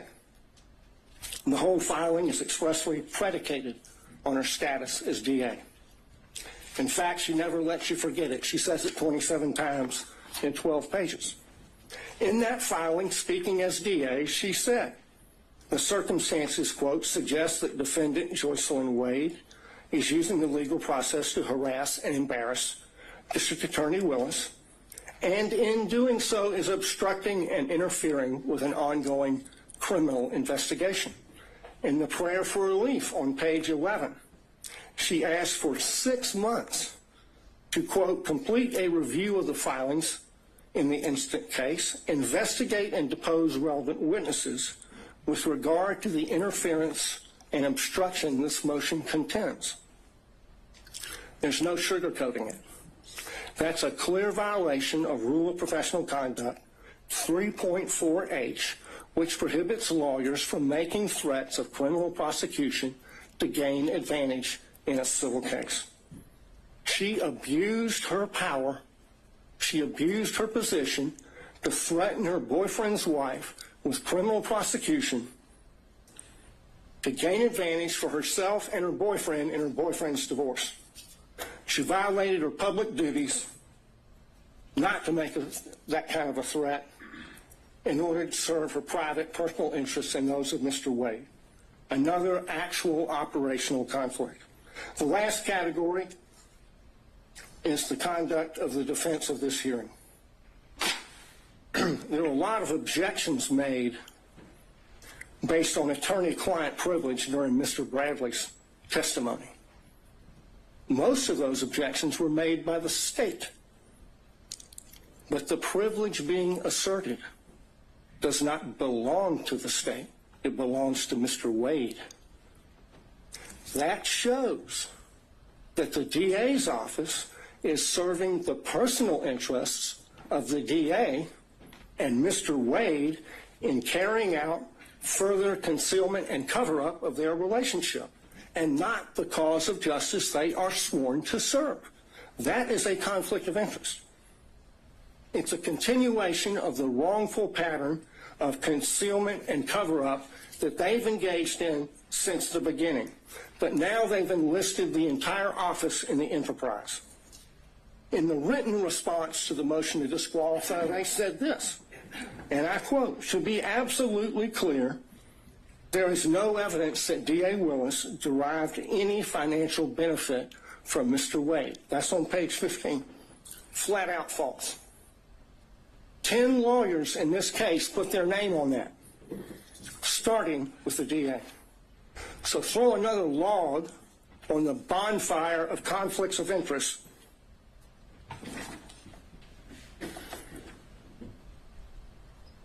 The problem here is the DA cannot distinguish between her personal interests and ambitions on the one hand and her public duties as a prosecutor on the other, and apparently neither can anyone else in their office. Of the 6 conflicts I've identified, only 1 is subject to a conflict in the evidence. This is a case study in what happens when you operate under a conflict of interest. It's put an irreparable stain on the case. Think of the message that would be sent if they were not disqualified. If this is tolerated, we'll get more of it. This office is a global laughingstock because of their conduct.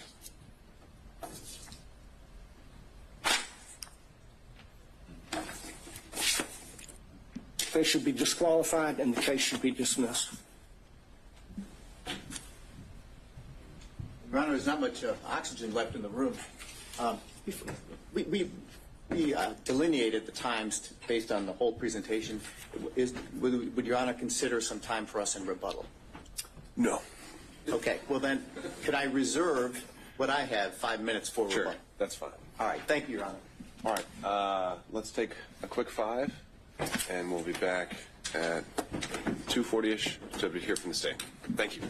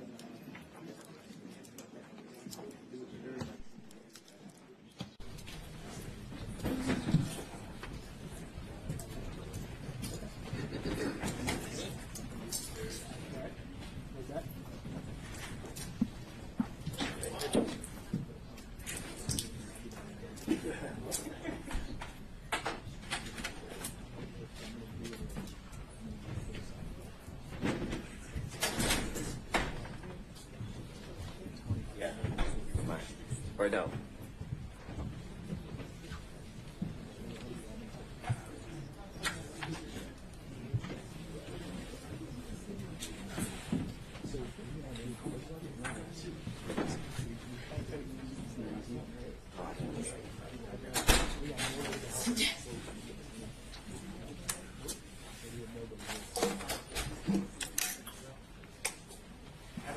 Sir?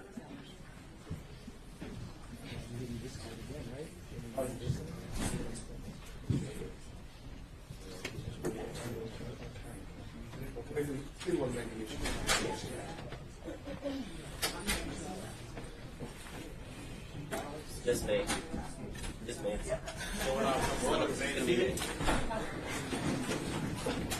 Please, sit.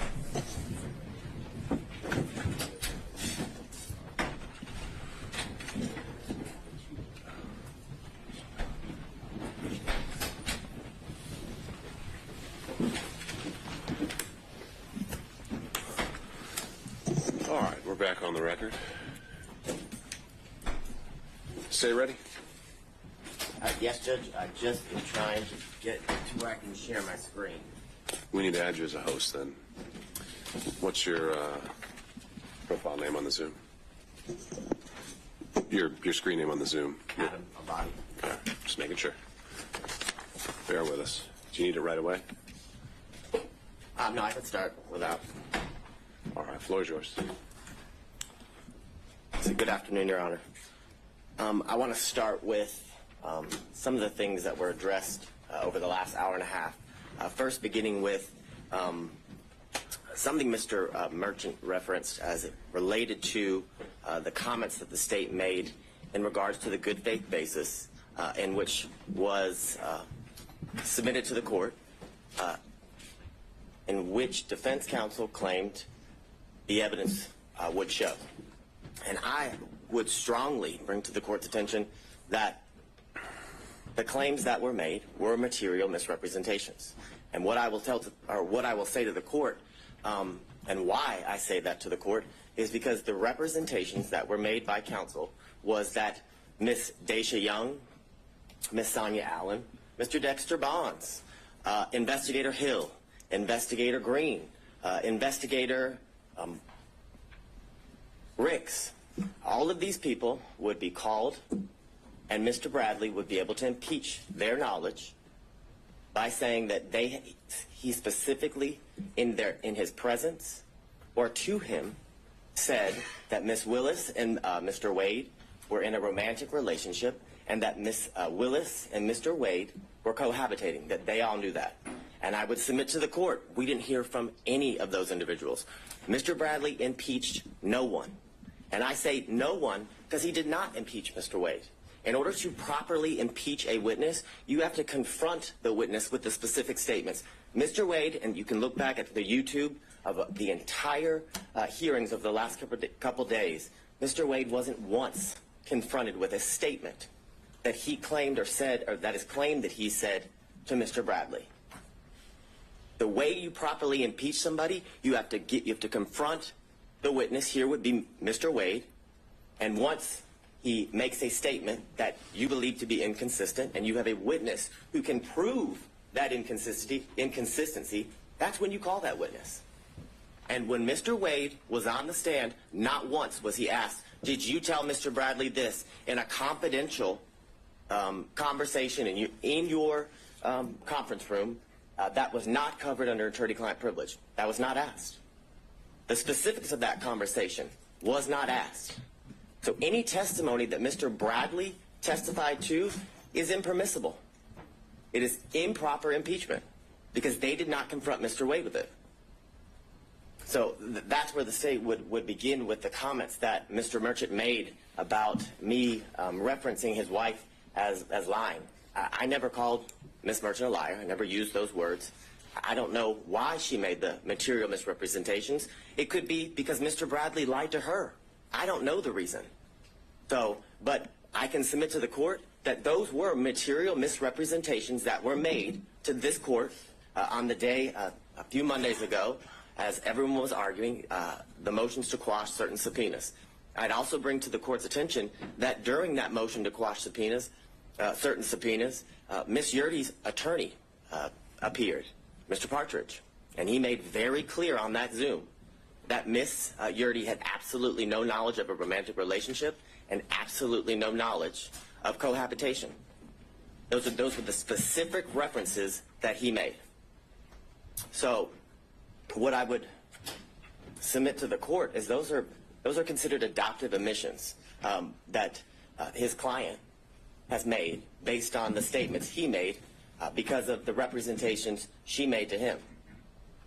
So, and I know that sounds convoluted, but what I would say to the court is Ms. Yurdy told Mr. Partridge, because Mr. Partridge told the court that she had absolutely no information about a romantic relationship, and she had absolutely no information as in regards to... So, but wait, are you making an argument I should make inferences based... Now, these would be attorney-client privileges, or communications then. She's communicating with Mr. Partridge about what her upcoming testimony is. That's why she's hired him, and you're telling me I should infer things based on her communications to him? Absolutely, because they're not attorney-client communications anymore when he discloses them to the court and everybody else as they watch the Zoom and attend the hearing. The difference is there was no request to go in camera. There was no request to go or to have a private conversation with you as was done with Mr. Bradley. That would have been the proper procedure. So yes, I'm asking you to infer that, 100%. I'm asking you to infer that her testimony was at best inconsistent. Because the testimony of Ms. Yurdy, when she testified, was vague, very little description. When asked in a very leading manner, is it true, or do you know that Ms. Willis and Mr. Wade were in a relationship from 2019 into the time you were fired, or excuse me, you were forced to resign from the District Attorney's Office in March of 2022? She said yes. And then further, when pressed by Mr. Sadow, he talks about why she believed they were in a relationship. And what was interesting from Ms. Yurdy's testimony, that they were pretty close friends up until she left the DA's office, that she asserted to the court that on a yearly basis, Ms. Willis said, I'm in a relationship with Mr. Wade in 2019. Oh, by the way, I want to tell you again in 2020, because we're in a new year, I'm still in a relationship with Mr. Wade. And again, in 2021, the assertion is Ms. Willis then went back to Ms. Yurdy and confirmed, hey, I just want to reconfirm me and Mr. Wade are still in a relationship. It's absurd. It's absolutely absurd. More importantly, when Mr. Sadow asked her about why she believed that they were in a romantic relationship based on her own observations, she said something. He actually asked her, did you see him kissing or hugging? She said yes, but there was no description or qualification about when it occurred, what she actually saw, excuse me, was it a kiss on the cheek, things of that nature. So I would ask you to frame her testimony from that standpoint when you're addressing her credibility, as the court is going to do with each and every witness that you heard during the testimony of all the witnesses during the hearing. I'm going to see if my screen will share.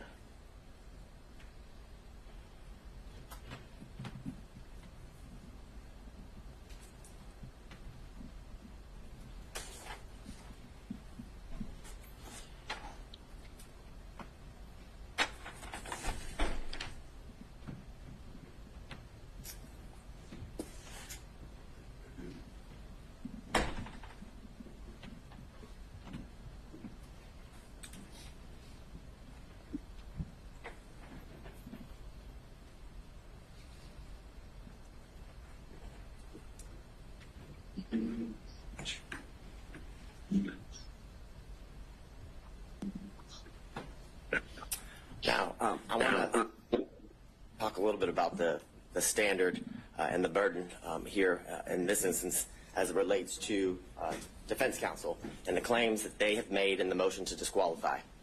And as I was doing a whole lot of research, I came upon this law review article from Cornell scholarship reading or publication, and they made very clear that courts have been relatively reluctant to exercise their power to disqualify prosecutors for any reason.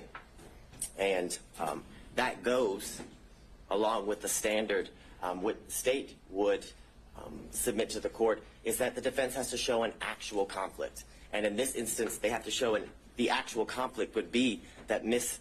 Willis received a financial benefit or gain and did it based, or got it based upon the outcome of the case.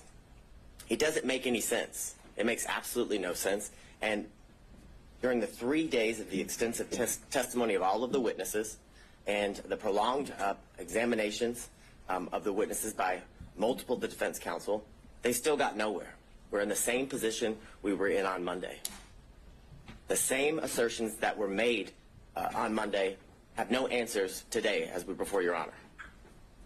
They were not able to provide any evidence as to, or to the contrary, of Ms. Willis and Ms. Wade's assertions of when their relationship began. There's absolutely no evidence that contradicts that the relationship did not begin later than or around March of 2022, Your Honor. I'd further submit to the court, because of this failure, that their assertion or their request that, one, the indictment be dismissed. There's absolutely no evidence that the defendants in this case, their due process rights, have been harmed in absolutely any way. There was zero evidence.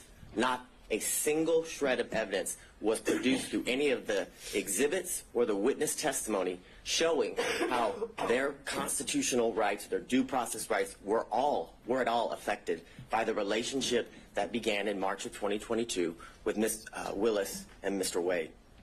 And because of that, the motion to disqualify should be denied, and Ms. Willis, as the District Attorney of Fulton County, and Mr. Wade, as the special prosecutor assigned to this case, should be allowed to remain on this case and continue to prosecute the case to the end, Your Honor, until the trial is set by the court and is to begin. Now, the issues, obviously, you've heard a lot from defense counsel as to what the issues are for you to, I guess, determine.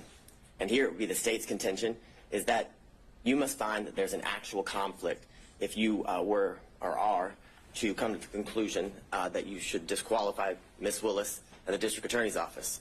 And looking at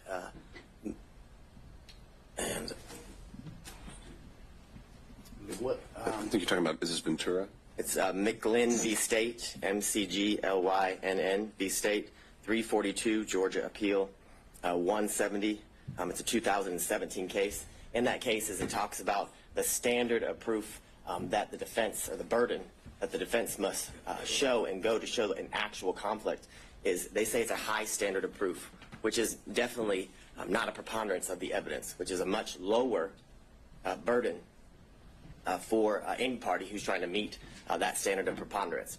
But it's clear that what the standard is that it's a high standard of proof for both when determining whether there's an actual conflict and when there's forensic misconduct that is found, Your Honor. And I want to go through some of the cases that defense counsel has referenced as they argued here today and in their filings. And I guess the bright line standard, or the standard and the grounds for which disqualification is appropriate for Your Honor to be determining in all of the cases as it relates to disqualifying the elected district attorney is you either find that there's a conflict of interest or that there's been some sort of forensic misconduct. Those are, I guess, the two areas that, Your Honor, that is in your purview when you are looking to resolve an issue regarding disqualification. Now, in a recent case, Lee v. State, which is 224 Georgia, Lexus 31, it's a February of 2024 case here out of our appellate courts. And in that case, Justice Pinson wrote that a trial court did not abuse its discretion by failing to disqualify an assistant district attorney absent an actual conflict of interest. And that is a case that was ruled on by the Georgia Court of Appeals about a month ago, Your Honor. Now, the cases in which defense counsel have relied on in their briefs and here today, I would submit to the court the cites are misleading, are inapplicable, and some of them actually support the state's position. And what I would say to you is that the defendants, in many instances, combine language from the multiple cases and kind of what I would say is misstates the law as it relates to what the law or what is required in order for an elected district attorney and their office to be disqualified. And what I would submit to the court is... Let's go back to that. Show me how. Yes. Show you how. So I think the first one they cited was Battle versus the state. Certainly a conflict of interest or the appearance of impropriety would be the grounds of disqualification. Well, there are a number of these cases that seem to exclusively rely on the appearance of impropriety. right. So they acknowledge that there's some ambiguity here, that sometimes Whitworth gets cited to Ventura, and we've got this quote that comes up where it's just they only cite to an actual conflict that must be involved. They acknowledge the ambiguity. You're saying there's no ambiguity whatsoever. I am saying that, and why I am saying that, why I would submit that to the court, is in all of those cases, they do reference the appearance of an impropriety, but they reference that because they also find there's an actual conflict in each one of those cases. So your position would be, your review of the case law, there's never been an appellate opinion that relied only on an appearance of impropriety. As it relates to a prosecutor or district attorney, yes, that is what I'm saying. What I would say is in those cases, they do reference the fact that there is an appearance of impropriety, but they reference that fact because when you have an actual conflict, there's always an appearance of impropriety. And those are what those cases stand for. And I guess that is the main example of what I reference as they kind of combine the language from separate and different cases and tell you that the standard is an appearance of impropriety. And I would submit to the court that is not the standard. And in my first reading, like Your Honor, I did notice that the cases each reference the appearance of impropriety, but also that appearance arose from the fact that the court found an actual conflict in each one of those cases. So I won't belabor the point in going through all of the cases that the defense had cited, but what I would submit to the court in reading those cases is that I found that they kind of fell into 5 categories, that some that didn't concern disqualification at all, some that determined or that were about, I call it divided loyalty, which is a conflict that arises from representing becoming a prosecutor and then having represented the defendant prior to becoming a prosecutor, and then whether there's an actual personal interest in the outcome, and then others talk about whether the defendant was denied a fundamentally fair trial at the conclusion of the case after conviction.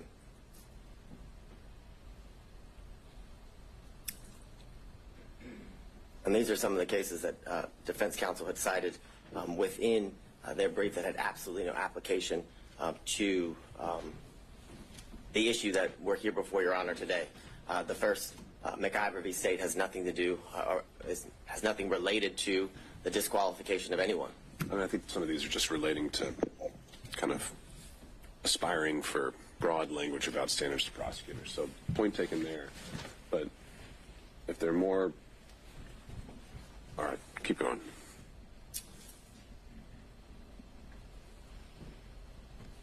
So as it relates to one of the cases that was referenced here earlier and is also referenced in some of the briefing by defense counsel is the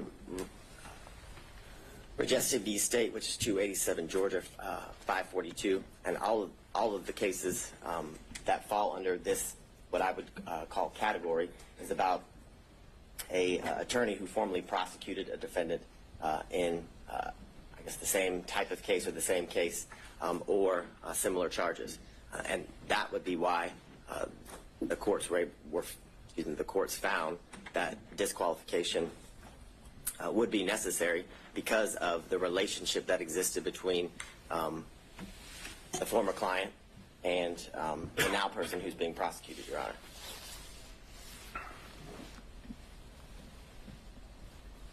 The next series of slides just goes through what has been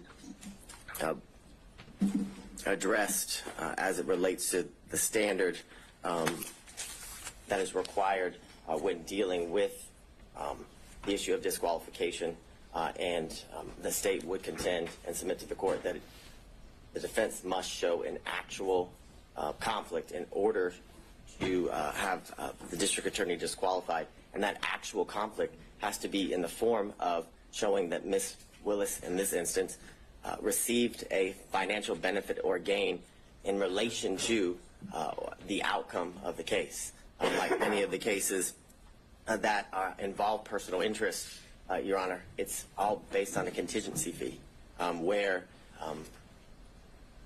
how much they're paid, or a bonus, for example, is dependent upon the outcome of the case. That's how one is to show that there's a personal interest in the case. We have none of that here. And I would submit to the court, we have absolutely no evidence that Ms. Willis received any financial gain or benefit. The testimony was that Ms. Willis paid all of the money back in cash as related to the trips, and it didn't pay back in cash. It was all right. Let me explore this one a little bit. Mm-hmm. So, in addition to you're saying it's only an actual conflict, are you also saying that it's only if a financial interest is affecting the final result, the outcome? That's the only one we should be worried about? Or is it that the prosecution as a whole is what we should be looking at in terms of a stake? So what I'm thinking of, I'm just going to try and come up with some hypos here. What if ADAs are given a bonus for every motion to suppress they win, $1,000 per Fourth Amendment claim they win? Well, now they've got an incentive, if one of their officers is lying, not to tell you about it, because they want to win that motion to suppress. But maybe that doesn't affect the outcome, because you can win a motion to suppress or lose it, and that doesn't decide whether it's going to be a guilty or not guilty verdict. But doesn't that affect the prosecution of the case, if not the outcome? Yes, I would definitely agree that that would be an instance where disqualification would be necessary and appropriate, because it's a situation that involves a contingency fee, and I would submit to the court that it actually does end up affecting. It could, based on how important the motion to suppress is, right? But if it's some immaterial, I don't know. But I guess, so you're saying it's maybe not so much just whether it's a guilty or not guilty dismissal, no pros at the end of the day.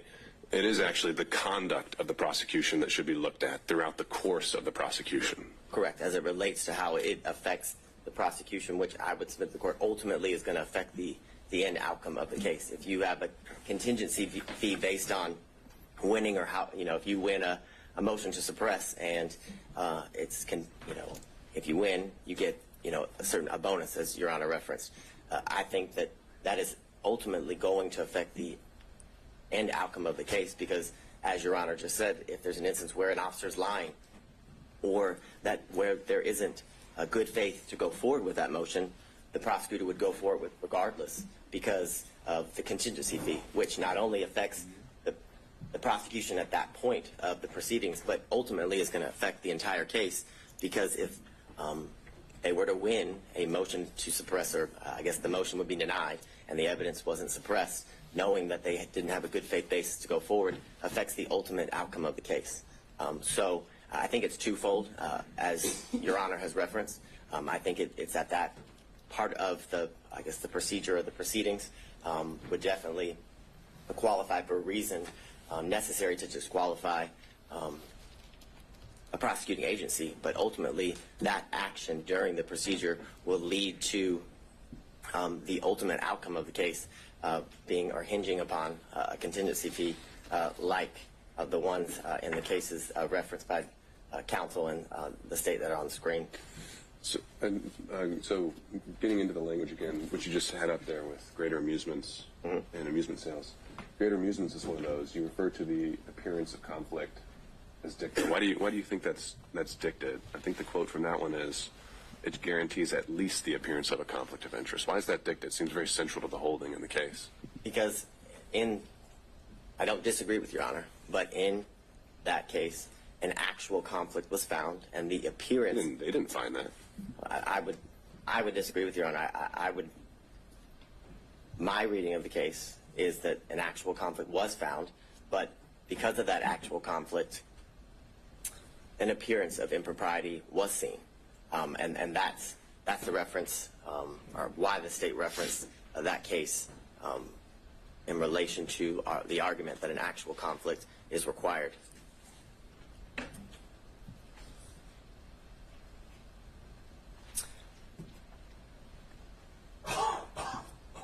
In the series of cases, Young, that was referenced by defense counsel, as well as Nichols, the state, are both instances where there's a personal interest in the case due to the situation and where at one point they were opposing parties. And of course there's a personal interest or stake as it relates to prosecuting an opposing party in a civil claim, which are what both of those cases reference, which shows that there's an actual conflict of interest that relates to the personal gain of the specific prosecuting agency. And what do you make of Nichols' reference to, it's an older case. Sometimes the language can be what we're not accustomed to seeing, but there's, they refer to the metaphor of Caesar's wife, and generally when that's used as a ethical standard, that's something that goes beyond just an actual conflict, right? Isn't the beyond reproach getting more into appearance world? Is it getting beyond? No, isn't getting into the appearance aspect of things when we're talking about Caesar's wife. I think it goes beyond that based on the language of the holding in that case, where it literally says that the individual had a personal interest in obtaining a fee by forcing a settlement in the civil case and using the criminal case as leverage. So that's not an appearance of impropriety. That is an actual conflict of interest, in which arises because of the individual's personal stake in the end outcome of the case, Your Honor. So that's how I would differentiate, I guess, the representations of defense counsel as it relates to the standard or the burden that must be shown, and why the state would submit to the court, and the most recent ruling out of the Georgia appellate courts that an actual conflict is required to be shown. So I'm going to skip through these series of slides. We've heard all about Whitworth.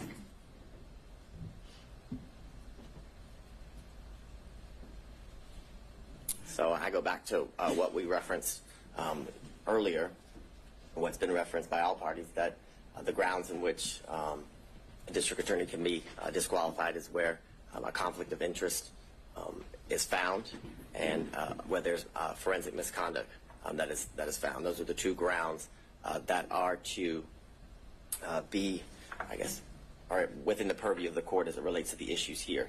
And again, I go back to the most recent case that was Justice Pinson wrote about, and that it must be that by failing to disqualify the assistant district attorney absent an actual conflict of interest. I think the language there is very clear, and I think it's very controlling, and I think it's purposeful, I would submit to the court, because an actual conflict of interest is what is required in order for a district attorney to be disqualified, because the cases make very clear, and through the precedent relating to this issue, that a disqualification of a district attorney is the last, for lack of better words, ditch effort that should be exercised as it relates to the court in curing certain conflicts that may arise.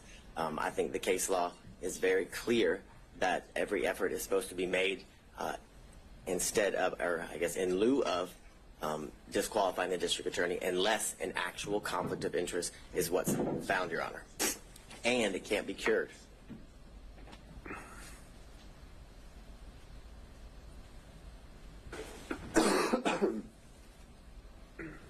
So what I would reference to the court, as was brought up earlier in Lyons v. State, 271, Georgia, 639, a 1999 case where it talks about a theoretical or speculative conflict will not impugn a conviction, meaning that speculation, conjecture, things of that nature, assumptions are not enough for anything to arise to an actual conflict. And what I would submit to the court as well, that goes to the fact that what has to be shown is an actual conflict.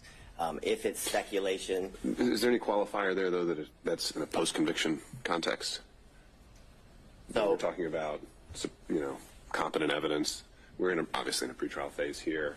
I've wondered how much import to give that sentence when we're in a pretrial realm. That's assessing whether to overturn a conviction, and usually that's kind of an entirely different standard where we assess as a totality: was there a fair trial? Is there harmless error? I know there's no harmless error when it comes to disqualifications, but just a thought.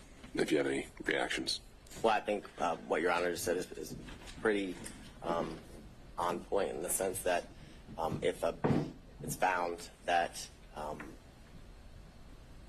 if the trial court either applied the wrong standard or should have disqualified the district attorney, it leads to an automatic reversal, like you said, and it goes back to the trial court. And I think that is very enlightening in the sense that that's only done if an actual conflict is shown, and the fact that it can't just be theoretical, speculative, or assumptions that would lead to the appearance of impropriety, the appearance of a conflict that would lead to I guess just that.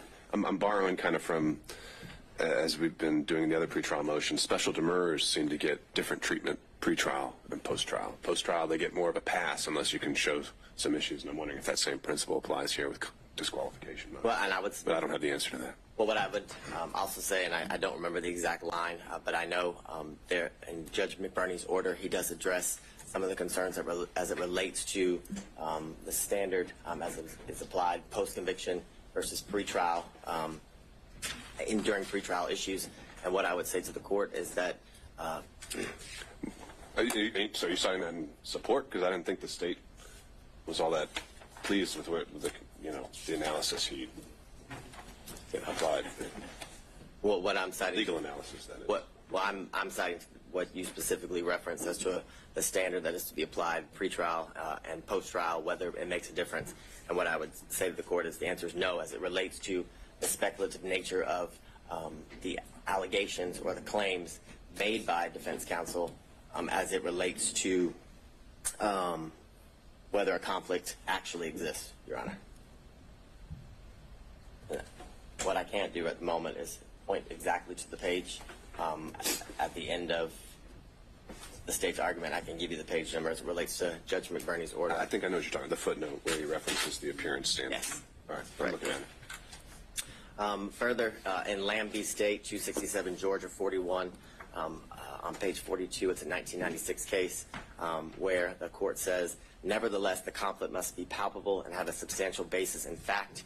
A theoretical or speculative conflict will not impugn a conviction which is supported by competent evidence. Now, I understand as it relates to the post-conviction factor or the status of the case being in post-conviction based on Your Honor's earlier inquiry, but I would submit to the court that as it relates to the issue of disqualification, that the standard is the same whether it's post-conviction or pre-trial.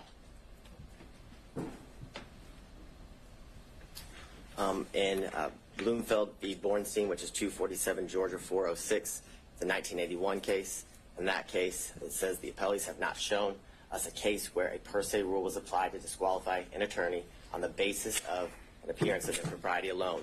The Georgia cases cited by the appellee do not stand for the proposition that a trial judge is authorized in Georgia to disqualify an attorney solely on the basis of an appearance of propriety, which further goes to the state's submission to the court that the standard is that an actual conflict must be shown, and that conflict that arises shows that there's a personal stake of the district attorney as it relates to their personal financial gain that's being alleged.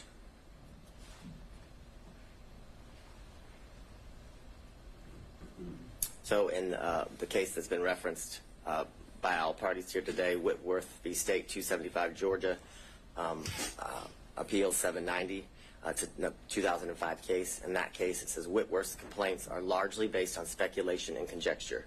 Applying any evidence standard to the record, it is clear that the trial court did not abuse its discretion in denying Whitworth's motion to disqualify Morgan based upon his personal interest in his conviction.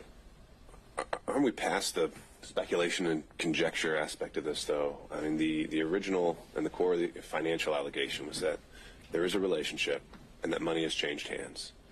There's maybe still an open question of where the ledger stands, but I think it was conceded that that balance could run in one way or in the district attorney's favor. Is that contested? Yes. What's not contested is that a relationship did develop between and that purchases were made back and forth. That's the state's position. That is the state's position, but they were made back and forth. The purchases were made back and forth, either to equal the money that was spent by one party or the other, and if that wasn't done, cash was exchanged in order to equal the costs that were paid by either one of the parties. Right. But that's a facted issue, whether it was, split even, or whether it goes a little bit one way or another, or whether it's all the way $10,000 one way or another. That's a fact and issue as a result of the hearing, but it's no longer just the theory that money changed hand is no longer speculation or conjecture. Well, I agree that money actually changed hands is not speculation and conjecture, but whether that money that changed hands had any financial benefit or gain to the district attorney, that is all speculation and conjecture. I would submit to the court. Absolutely all speculation and conjecture to harass and honestly embarrass the district attorney based on some of the questions that were asked that had absolutely nothing to do with the proceedings that we were here. For example, the lien on her alleged house, that was highly irrelevant, had nothing to do with the proceedings and the exchange of money between the district attorney and Mr. Wade. The point of that line of questioning was to, again, embarrass and harass the district attorney in a way that was very public, and in a way that was to impugn her character as it relates to that line of questioning in front of the court, in front of anyone watching the proceedings as it unfolded. And the language in Whitworth, I would again submit to the court, requires that an actual conflict must be shown, which is why the reference to speculation and conjecture is again a reference, because speculation and conjecture leads to or equals an appearance of impropriety, not necessarily an actual conflict, which I submit to the court is what is required based on the case law.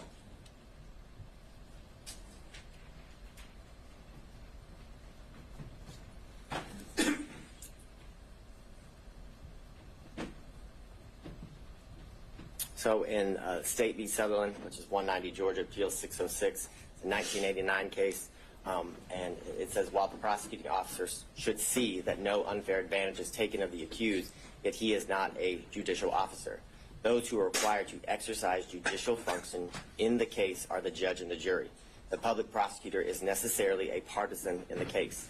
If we were compelled to proceed with the same circumspection as the judge and jury, there would be an end to the conviction of criminals, which goes to the premise that the appearance of impropriety is to apply to judges, not prosecutors. Because if that standard was to be applied in the manner in which the Sutherland case is referencing, then there would never be a criminal prosecution, because the state is always going to appear biased as it relates to getting justice for the victims or righting the wrong as it relates to the crimes in which the defendant is been indicted or accused of.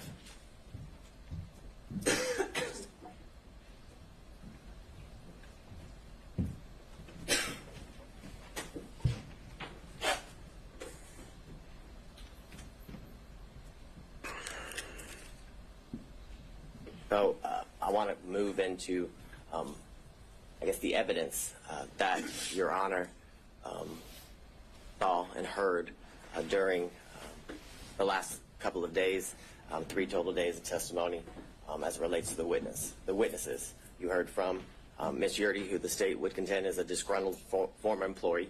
You heard from Terrence Bradley, also someone who is a disgruntled former partner.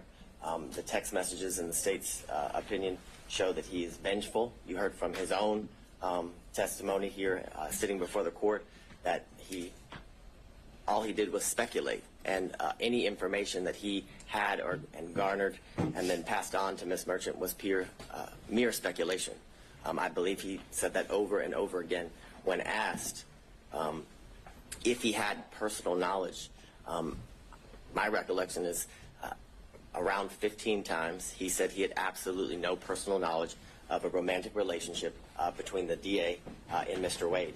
You also heard from the special prosecutor, Mr. Wade, a former judge. You heard from the 80th governor of the state of Georgia, Roy Barnes.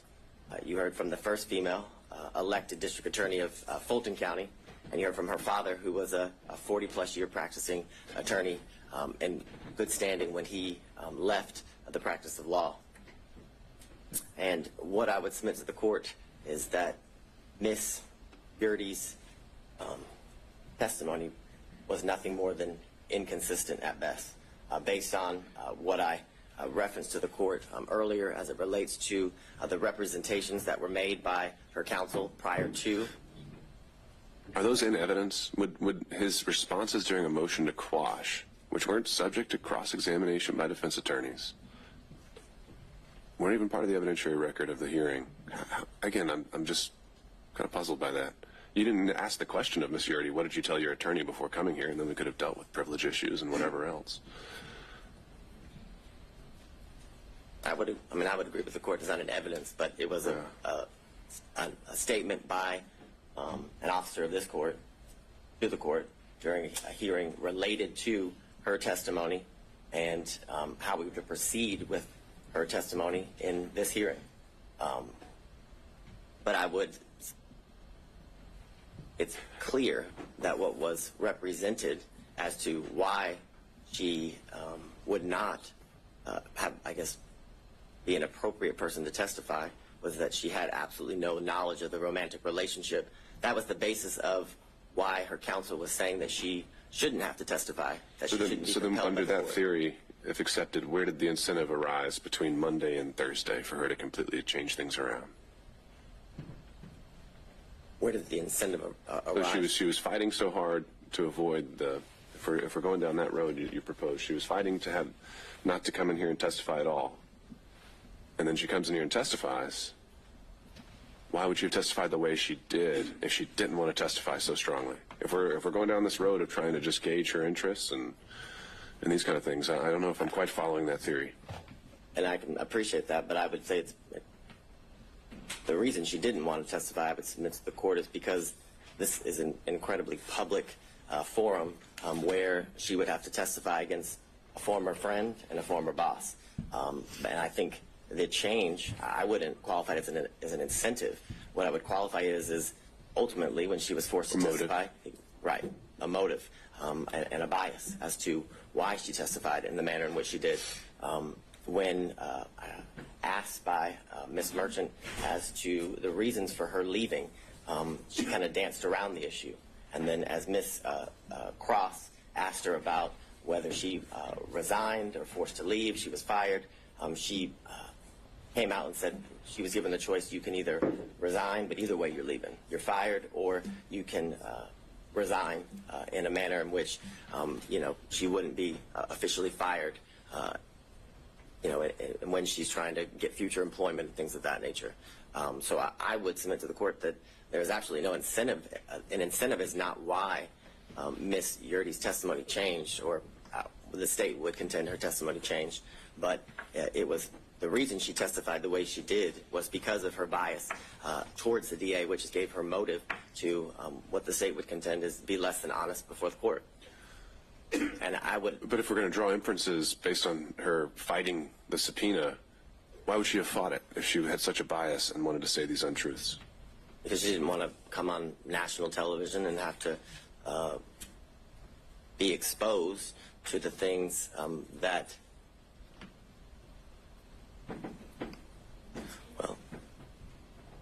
I don't know anybody who wants to testify before a court in a normal trial, a normal proceeding, but one of what I would qualify in this high-profile of a nature, where everybody would be able to watch and learn at what she has to say as it unfolds in the courtroom. And I'd further submit to the court there is reference to she left the DA's office in the text message that were submitted in, I believe, what is it, Defense Exhibit 39, that it's because she released confidential information in the DA's office, from the DA's office, that led to her firing, that she wasn't. And I know I'm just because it's more conversational, which I appreciate. I know I might be getting you off script, so I don't want to use up all your time if you need to get through some other things. Next, Terrence Bradley, and I believe the one thing that the state and defense counsel can agree on, that he was less than honest at times during the proceeding and during his testimony. He, when pressed or asked by Mr. Sadow why he was fired, he basically chalked it up to a dispute between partners in a business. But when pressed by Ms. Cross, it was clear that that wasn't the reason. And what I would submit to the court, what has been referenced by defense counsel as baffling as to why the state would go into such a topic area. The state, as all counsel has when appearing before the court, has a duty of candor. And when Ms. Cross knew she was going to have to cross Mr. Bradley, she knew he lied. And she had a duty of candor to the court, in the state's opinion, to expose that. More importantly, it goes to his credibility and the statements that had been represented by defense counsel that he allegedly had made in the past. So it was important to bring that to the court's attention, because when a witness is testifying, the court is assessing their credibility and determined to whether to believe the veracity of the statements made by the witness or not. So that is the most important factor when determining whether somebody is telling the truth or a lie. Furthermore, he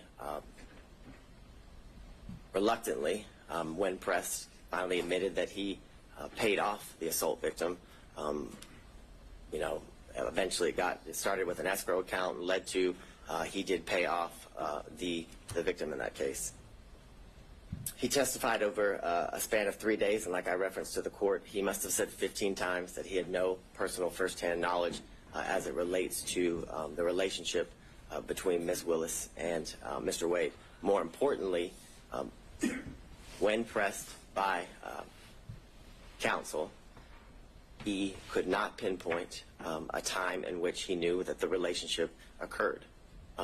There were many instances in which he described that very well could have fallen within the time frame that was testified and by both Ms. Willis and Mr. Wade, as it relates to the relationship beginning or transitioning into dating in March of 2022 and into the end of the relationship in August or the summer of 2023.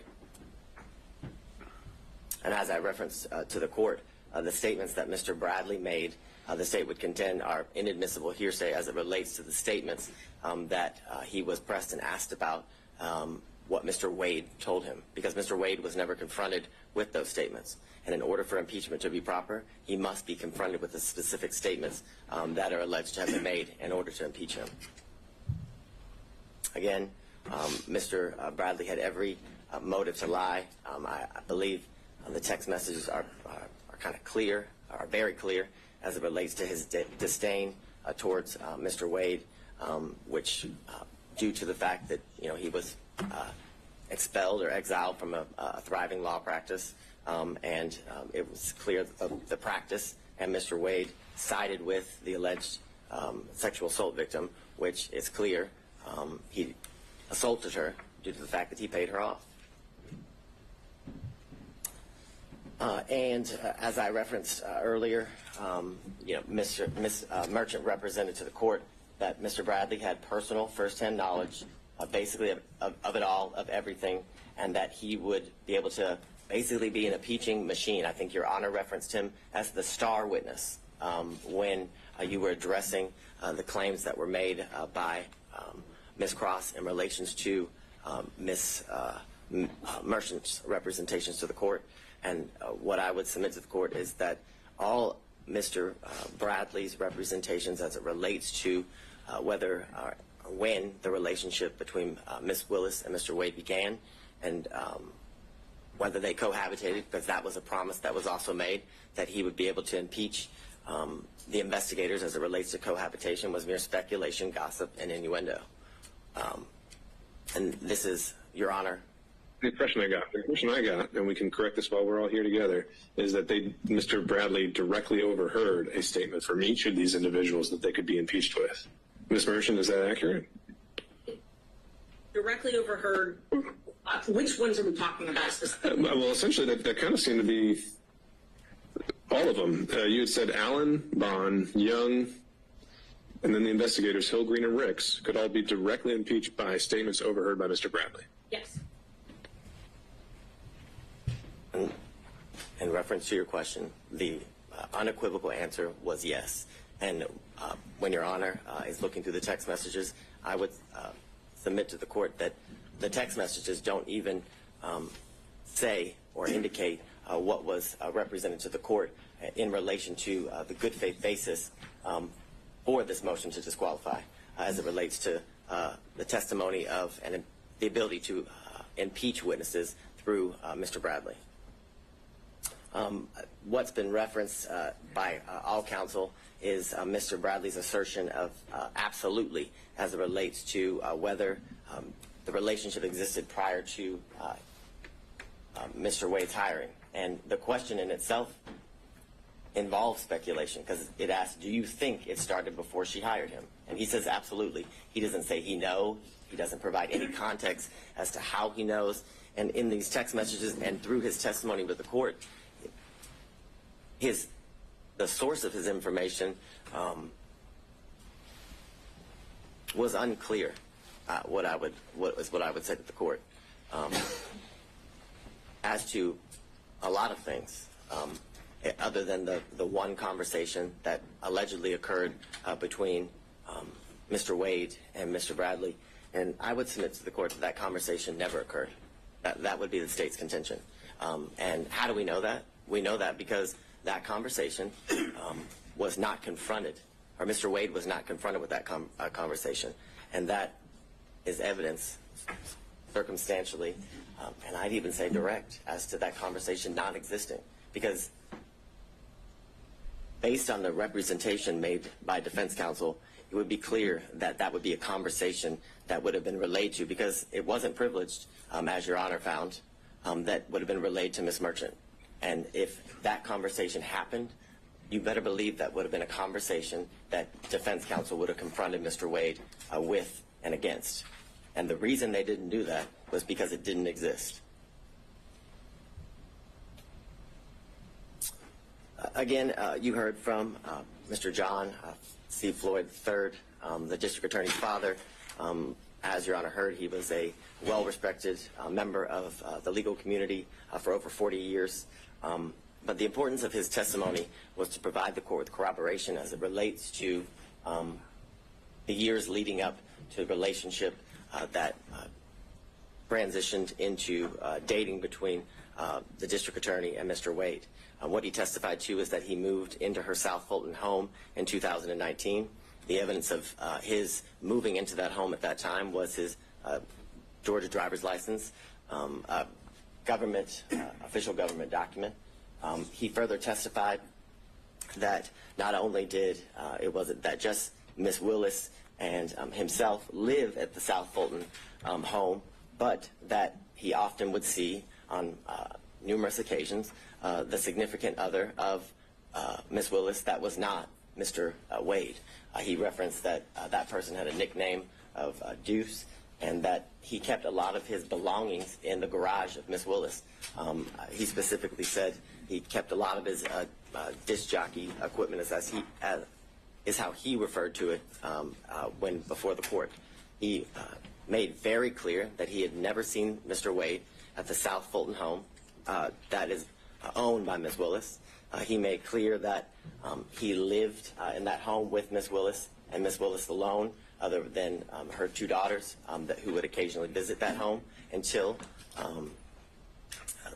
after February of 2021. But what precipitated the soon move of Miss Willis to what I would reference as safe houses for her protection was a protest that occurred before her home in February of 2021. He then expressed to the court that Miss Willis moved in the spring of 2021, and that due to these threats that were taken very seriously, he had only seen his child 13 times. He said, in reference to the questions by defense counsel that were in a, and I'm just going to be straight up with the court, they were trying to make Miss Willis a liar, what is how I would submit to the court, in the sense that she testified that she was concerned for her safety and her family's safety, which included her father and her daughters, and that Mr. Floyd remaining in that home kind of rebutted all of that, made it so it wasn't true. But he testified that he stayed in the home because it was the home that she had put her blood, sweat, and tears in and was able to buy, and that he stayed in the home because there was constant officer presence. He told the court that he bought extra security equipment. He even went as far to tell the court that he slept in different rooms on different nights because he felt his safety was in such a concern. So I would submit to the court that line of questioning was done in an attempt to discredit Miss Willis, but failed. Would be how the state would characterize it.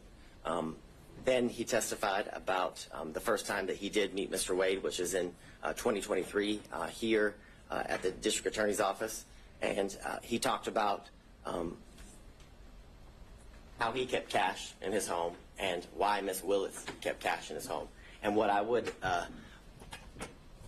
the court should take note of is the state didn't ask Mr.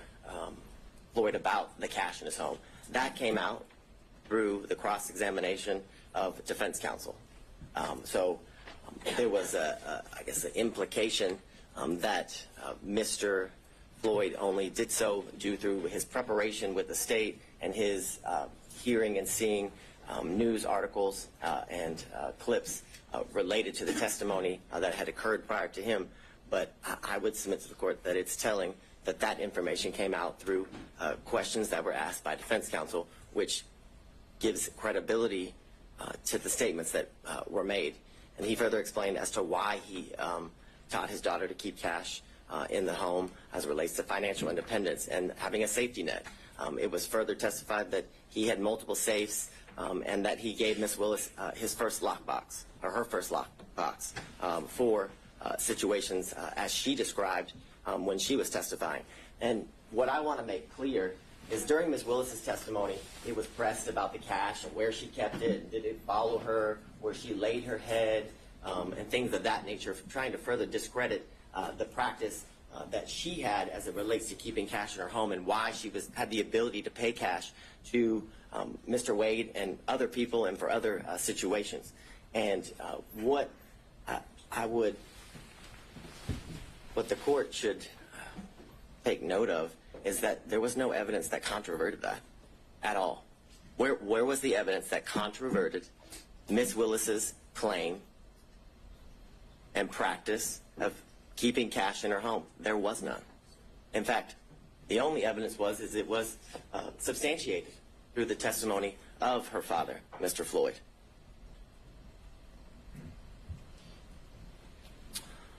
Furthermore, you heard from former Governor Roy Barnes, and his testimony was significant and important because how I would phrase it, Your Honor, is it debunks Let me, on this point, and I think you might have had a more recent opportunity to review his testimony than I have. You say on the slide that she was the first choice to lead the prosecution. Was that actually his testimony, or was his testimony that he was asked to come aboard? Did he use the words that he was asked to lead? Yes, it would be that's my recollection, that he was asked to lead the prosecution. He was asked to he was asked to fill the position that Mr. Wade is currently in, which is the lead prosecutor. It was said in that way as well as it relates to the testimony of Mr. Barnes. So I think it would be very clear.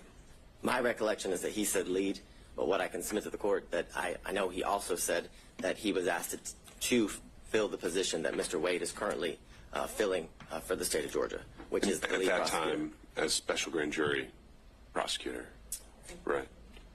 Yeah, the special, I guess, yeah, as the special prosecutor, lead the investigation, which led to the ultimate prosecution that we're here before Your Honor today. He also indicated that the reason he turned that job down was because it didn't pay enough. He said he had mouths to feed at his law firm, and that he also didn't want to live the rest of his life with bodyguards, because he had lived that for the years in which he was the governor of Georgia. Furthermore, he confirmed the qualifications of Mr. Wade, which I still find it quite interesting and confusing as to attacking Mr. Wade's qualifications, in that it's almost as if Mr. Roman's counsel is asking that the state put a prosecutor on the case that she sees to be more qualified to attempt to convict her client. It's an interesting argument, and it's one that makes no sense. Furthermore, if you were to believe the claims and allegations as it relates to Ms. Willis' personal stake in the prosecution, the receiving of financial benefits and gains, then you'd have to believe that she was also dating Roy Barnes, the former governor, and Gabe Banks, in addition to Mr. Wade. If she has this grand plan scheme in order to profit off of the prosecution of this case, because that's what they're saying. Or they're saying that she telepathically or prophetically was able to know that Mr. Barnes and Mr. Banks would turn down the position so she could then hire Mr. Wade. It's ridiculous. It's absurd, and it's desperate. It's a desperate attempt to remove a prosecutor from a case for absolutely no reason, Your Honor, other than harassment and embarrassment. This slide, and we've been through a lot of the testimony. And I should be clear there, it was not introduced in evidence that Mr. Banks turned her down, right? How's that part of the record? Well, I'd ask the court to take judicial notices, has been asked repeatedly. Unless the district attorney had testified to that. I don't recall offhand.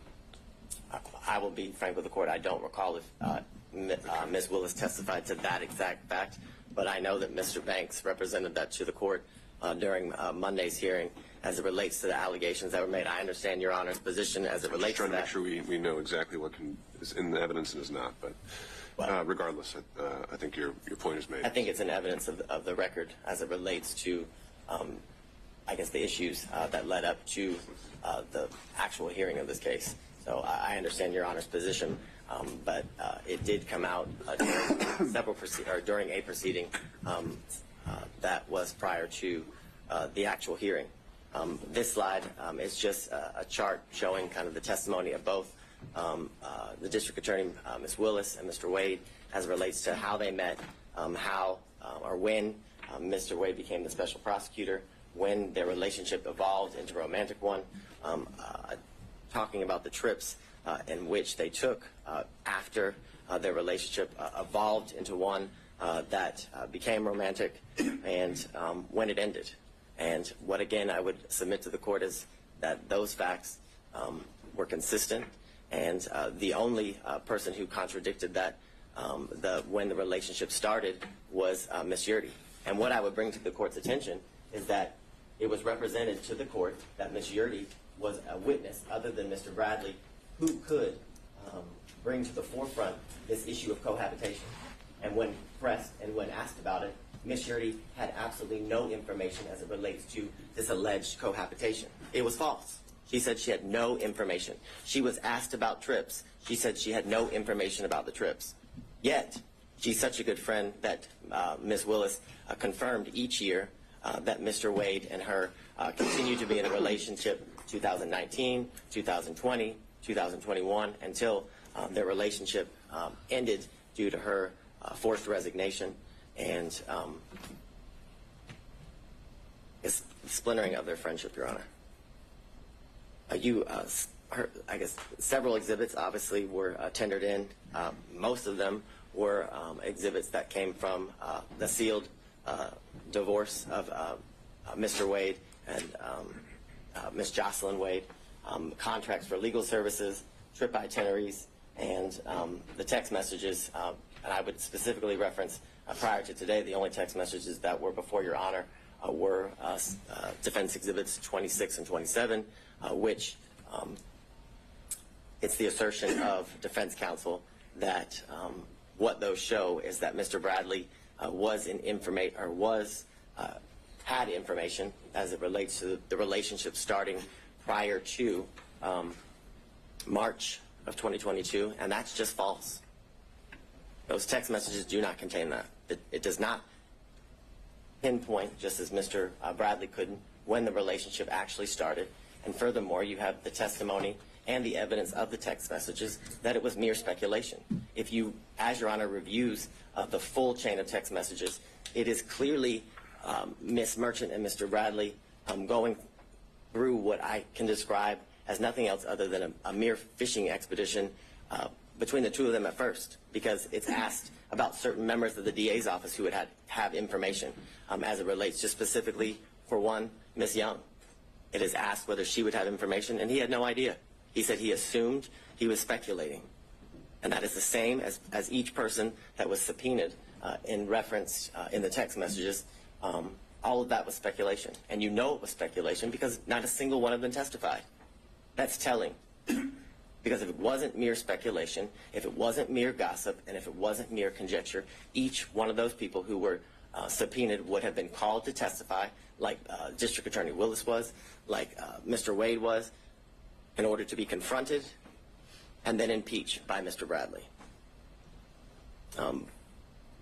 You've heard, obviously, about the phone records, and I have a maybe, because whether it comes into the purview of Your Honor as it relates to the determination Your Honor is to make as it relates to the disqualification of the district attorney. You also have the affidavit from the employee who worked at the winery who confirmed that Ms. Willis did, in fact, pay in cash up to more than $400. And I understand that this is part of the proffer of the state, but it's important because that is a witness who the state didn't go find.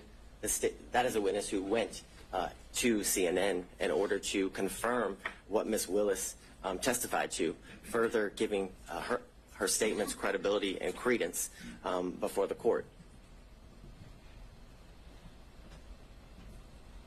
You heard about... well, before we move on from that one, other than the foundational concerns, would you have a response to the proffer of the cell phone records? I have, I'll get to that now. I was going to get to it later, but I have several foundational concerns as it relates to the cell phone records. I don't think I've ever, as Mr. Sadow's motion makes very clear, the state uses cell phone records routinely. And I would agree with that. We use them routinely. But we use them with an expert. And they're always challenged. Right. So, like I said, in the interest of time, setting aside the foundational concerns. Oh, I thought you were asking about them. No. Focusing on the substance of them, assuming that it would be admissible in the guise that he's proffered. Maybe you have that further up, but what's the reaction to that? So, what I would say initially is that due to the fact that they were analyzed by someone who was a non-expert, the analyzation of those cell phone records were not properly peer-reviewed. They were not, it's clear from the state's review that the normal practices that are used to check the use of which kind of data is being used. In reference to the two specific dates, I believe it's September 10th and 11th and November 29th and 30th, the affidavit that is used to say that Mr. Wade remains at Ms. Willis's or in the area of Hateville, because again, during the hearing, the address for the Yurdy condo never came out. It was just that it was the Hateville condo. The actual phone number for Mr. Wade was never established. And the documents that were provided to the state that were certified business records did not have a subscriber page. So we have no idea that the number belongs to Mr. Wade. Now, I understand Your Honor wants to look past the foundational issues, and I can appreciate that. But the foundational stuff is very important as it relates to the admissibility of the records. No doubt about that. But if somewhere how they were able to survive those foundational concerns, do you have any reaction? Yes, I do, and I will skip forward so I don't. So what's interesting is that the records that were provided they start in January of 2021, and they go, I believe it's to November 30th, I think is what of 2021, the span of the records. And you heard from all of the witnesses, including Ms. Yurdy, that Ms. Willis did not move into the Hateville address until April of 2021.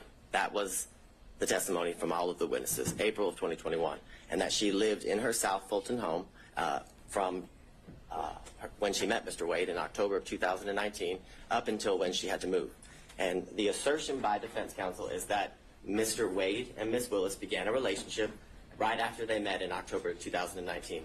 What's interesting and what's telling is that Mr. Wade's handset doesn't once appear in anywhere near the area of her South Fulton home, but they're dating, but they're in a serious relationship. And if you were to believe what the defense counsel says, that they have been in a relationship from October of 2019 up until she moves in April of 2021. So, a year and a half or so. But he never once enters the area of her home. But they want you to believe that that's a lie, which is why counsel for defense continued to press District Attorney Willis and Mr. Wade as to whether he had ever been to that South Fulton home. Well, this corroborates that that was not a lie, that he had never been to that home. And it's more than suspect if you've been in a relationship, as they claim, for all this time, but never once went to the house. So I think that's telling. What I would also bring to the court's attention in the state's initial review of the records, that from January of 2021 to March of 2021, those times when Ms. Willis did not live again at the Hateville address, she didn't move there until April of 2021, that his handset appears in that area 23 times. Sure. How do you reconcile that with this testimony that was alluded to, I think, by opposing counsel, the reasons he gave for being in the area? Well, would those line up to 23 times? I think, I didn't give too many reasons for being there, right? Well, I think that's the point. I would say yes, that is the point. He referenced that that's an area that it was not uncommon for him to be in, and clearly that is the case because Ms. Willis didn't live in that area. So again, it's further corroboration as to what Mr. Wade indicated to the court. And after Ms. Willis moved into the condo in April of 2021, they appeared 35 times. Now, I want to make clear to the court, both Ms. Willis and Mr. Wade never denied that he had been to that condo before. The specific testimony that was elicited by Ms. Willis and Mr. Wade was that he had never laid his head, was the direct quote, at that condo, which these records don't prove that he laid his head anywhere. If you were to believe the analysis, or if you were to give credence to what the non-expert says as it relates to Mr. Wade's handset in September and November for the 3 to 4 hours that the phone is alleged to have remained, that doesn't disprove anything that was testified by both Mr. Wade and District Attorney Willis. It was that he visited there. The specific hours of their visits was not something that was pursued during the questioning of both of the parties. So what I would also submit to the court is that if you look at the days as it relates to in September and November, the use, the type of information that is used to make the plots for the longitude and latitude of the handset is data records. It's not voice records. It's not SMS or text messages. It's data records. And it is not uncommon for an expert to testify as it relates specifically to AT&T records that that actual data record is unreliable as it relates to the location of the handset due to the type of information that it is, that it's data. It's not the voice and the SMS, which I know, Your Honor, as has been referenced, was a prosecutor not only here in this county, but for the federal government where this kind of information is commonly used. So in the comments that were made by the court, it was clear that you understood and understand the use of cell phone records as it relates to put somebody in an area, and again, not in a specific location. I'd also bring to the court's attention as it relates to the validity of the affidavit and the analysis done by the expert that was hired by Mr. Sadow, is that not once does it reference the fact that AT&T records commonly have duplicate and triplicate entries within the call detail records. That is something that is commonly seen, and that is something that is seen in these records. And that is something that leads to the incorrect number of times that has been alleged that Ms. Willis and Mr. Wade were in communication through text and voicemail. And I'd also submit to the court that that number doesn't prove anything again, doesn't prove that anybody's in a relationship. It proves that they were in communication with each other. And I think Your Honor can use your own life experience as it relates to people you work with or friends that you are close with, and the number of times that you make calls to any of those people. I can submit to the court that I have a friend who I have been friends with for 15 years, and she worked in the office previously with me.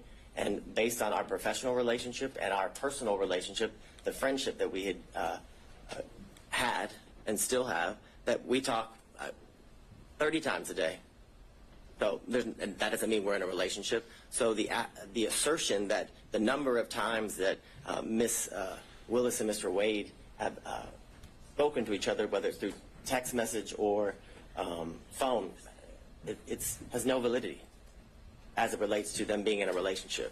What I would submit to the court is that what was shown through all of the evidence was that there's been a true cost to Ms. Willis as it relates to her life, that she had additional expenses that she had to endure because of her position, in the sense that she told the court that she had a mortgage, but on top of that mortgage, that in a house she didn't live in anymore, she had to pay for a safe house, that her home was vandalized, and there were racial epithets and sexual bigotry that were spray painted onto her house.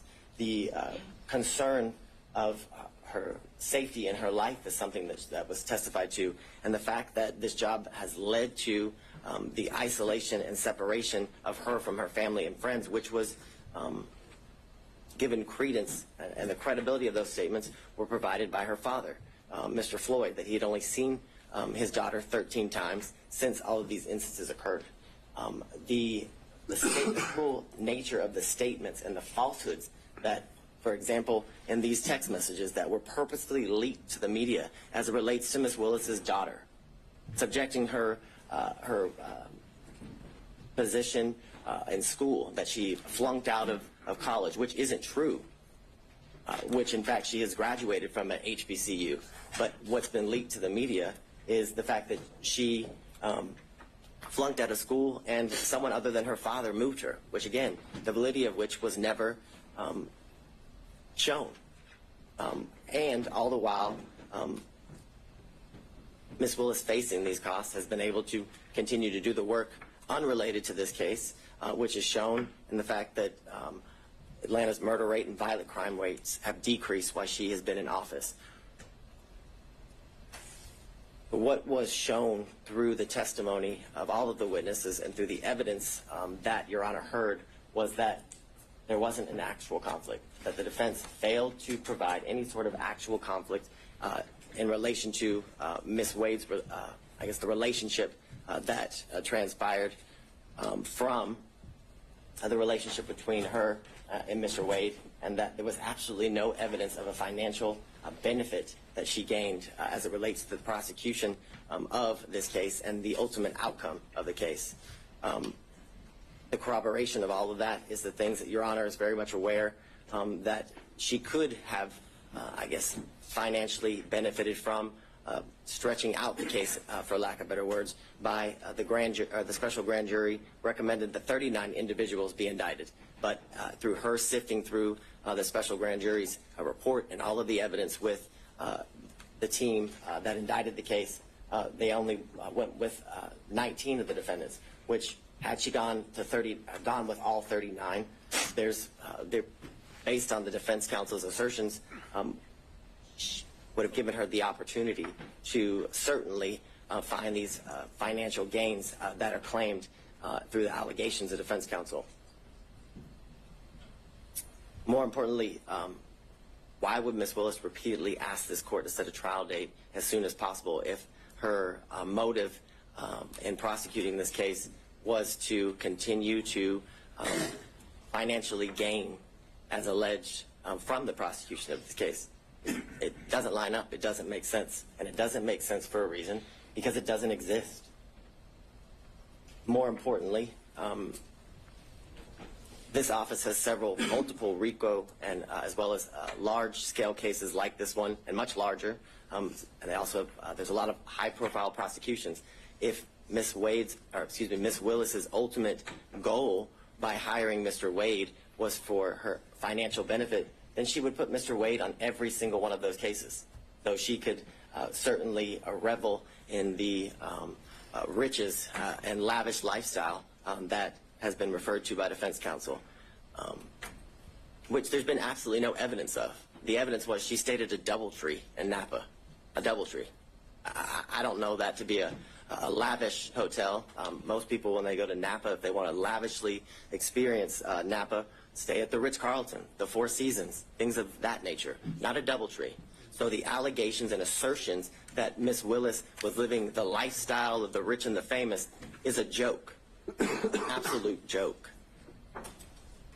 As it relates to what you heard, and the secondary issue is the forensic misconduct. And for lack of better words, what has to be shown is that the statements that were made by Ms. Willis related to the prosecution of the case and ultimately the guilt or innocence of the defendants. And we have none of those statements. There's been no evidence. Nothing has been provided to Your Honor as it relates to Ms. Willis's specific statements made about any of the defendants and in relation to the guilt or innocence of any of the defendants. I forget which defense counsel referenced the fact that she said she had a 95% conviction rate. Well, what Ms. Willis's job is to instill confidence in the community as to how well she is doing as it relates to her constitutional duties. And that was exactly what was done when she referenced that she had a 95% conviction rate from the previous year that she was serving as the district attorney. More importantly, it's been the allegations about race and religion being imputed in her speech, and those comments were directed at the defendants at this table. And if you listen to the speech, those comments are directed at two elected or political officials. I believe it was Marjorie Taylor Greene and Ms. Bridget Thorne, who is a member of the Fulton County Board of Commissioners here. She specifically used their names. I don't know that they, and my knowledge is they're not supposed to be sitting at the table, and I haven't seen them in my work as it relates to this case, Your Honor. So those allegations that Ms. Willis committed forensic misconduct are, again, there's no validity to them. There's no evidence of them as it relates to any of those comments, which this is an issue that Judge McBurney has previously ruled on when these same allegations were alleged as it relates to extrajudicial statements made by Ms. Willis, and it involved a statement that the words fake electors were said by Ms. Willis, and he found there was absolutely no conduct that was impermissible as it relates to forensic misconduct.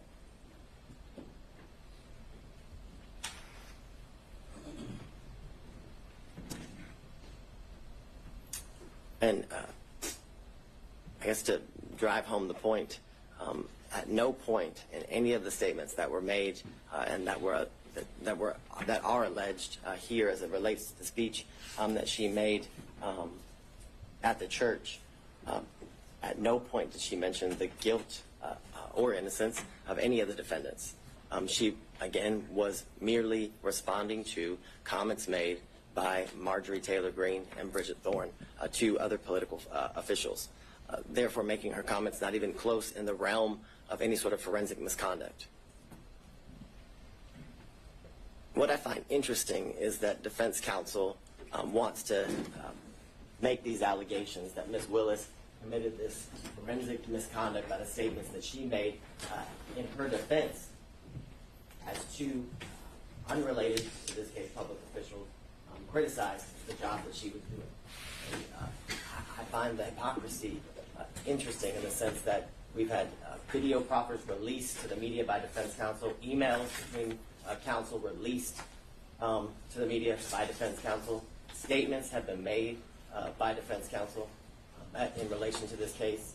We had the unredacted version of the cell phone records of Mr. Wade released to the media by defense counsel with his private and personal information causing the threat of harm to both Ms. Willis and Mr. Wade to increase.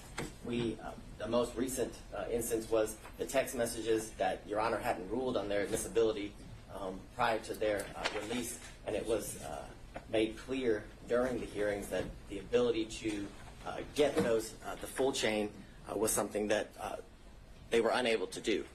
But they figured a way, and the minute they figured a way, they released it, the information to the media, simultaneously with turning it over to the state and the court. For all the reasons obviously stated before Your Honor, that this motion should be denied because the legal requirements that are required in order for the district attorney to be disqualified have not been satisfied. The defendants have failed to raise any issue legally or factually to satisfy the legal standard for disqualification. They must show an actual conflict. They've been unable to show that the prosecution of this case was at all a result of political bias, which has been accused, or accusations have been made, as well as demonstrated that the prosecution of this case was motivated by any means or any way because of malicious prosecution. And they haven't been able to prove that this case was one of selected prosecution for political benefit or gain. All allegations that have been made during the course of different hearings and the procedures as it relates to this case. What I would leave the court with, and how the state started the argument, is that courts have been generally unreceptive, if not hostile, to attempts to disqualify prosecutors based on pervasive and institutional conflicts, which makes clear that the burden, that the standard is very, very high that must be met in order for an elected district attorney to be disqualified. And that burden, that standard has not been met. An actual conflict has not been shown. And more importantly, in conjunction with that, there's been absolutely no evidence that the district attorney has benefited financially at all, but benefited financially in conjunction with any outcome, whether it be now or ultimately as it relates to the prosecution of this case. And because of all those reasons, Your Honor, we would respectfully request you deny defense counsel's motion to disqualify the elected district attorney, Ms. Fani Willis. All right. Thank you, Mr. Body. Your Honor, I think we have 5 minutes and 44 seconds. That's what it says. Mr. Cromwell. Oh, you, okay, handing it over. Understood. Mr. Sadow, all yours.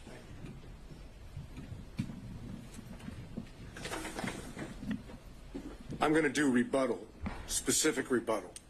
1, State somehow makes an argument that we should have asked Mr. Wade questions about his relationship and his communications with Mr. Bradley when they objected over and over and over. And Wade's counsel objected over and over and over, claiming that everything that Bradley was told by Wade was attorney-client privilege. Your Honor made determinations thereafter to Bradley. We didn't get the opportunity to call Mr. Wade back to the stand. So to claim that you can't impeach him because you didn't ask him when they objected to us asking him is obviously a false position to take, as disingenuous as it can be. Now, if the court wants to open it up, we'll be more than happy to call Mr. Wade back to the stand. But as the record stands, there could be no confrontation of Mr. Wade when both his counsel and the state are arguing that it shouldn't be done. Second, let's use a little common sense here. Forensic misconduct received about 2 minutes worth of discussion. The rest of it is all on conflict. Forensic misconduct dealing with the way the state wants you to have it is if you don't accuse someone or you don't say that someone's guilty.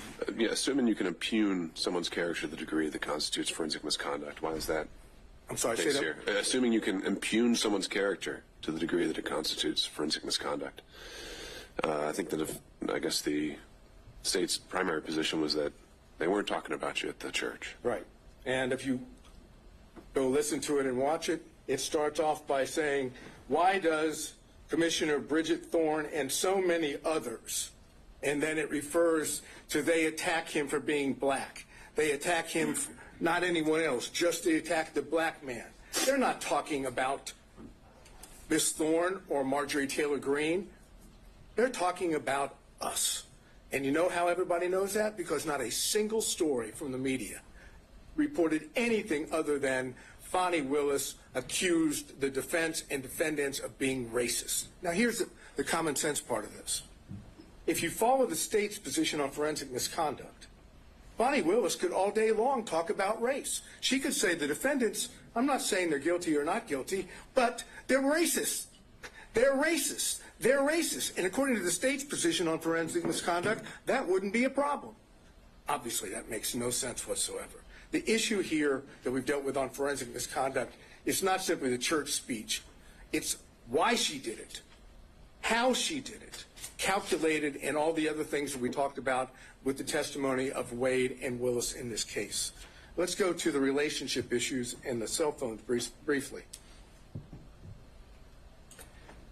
No one knew that there was a relationship between Wade and Willis, according to Wade and Willis.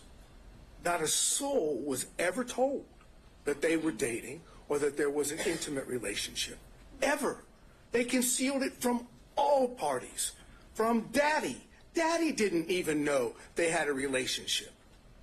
Suggest that somehow in the beginning of 2021, January to whatever it was into April, that they couldn't have met in Hapeville. They didn't meet anywhere that would allow the public to see them. That's the reason why they were meeting at Yertes, because no one else was ever there. Remember the testimony? Who else was there besides Mr. Wade and Miss Willis? Both of them agreed. No one ever went there except them.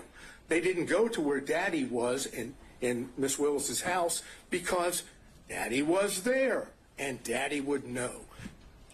No other prosecutors knew. No one knows except who? The one person that knew was Bradley and Yertes. Yertes was the best friend at that time of Miss Willis, and Bradley was the partner of Wade. Now, the only way that the only way that Bradley can walk away from I have very little time, so I'll skip that. Let's go to something. Motive. That's an issue. Whose motive in this case is the strongest? Fani Willis, Nathan Wade. Because if they if they testify truthfully on every point. What happens if the relationship started before November 1st? They get disqualified. Who has the best motive of anyone to lie? They do. Who has the most at stake to lie? They do. Who wants to stay on this case for whatever the financial reason may be? They do. And All right. Thank you, Mr. Saino. There it is. All right. Thank you, everybody. I think has been very much made clear by the argument and the made today is that there are several legal issues to sort through, several factual determinations that I have to make, and those aren't ones I can make at this moment. And so I will be taking the time to make sure that I give this case the full consideration it's due. I hope to have an answer for everyone within the next 2 weeks. Until that point, if there are any other issues that come up, counsel can reach out, and we'll have an order posted on the docket. Thank you all. We're off the record.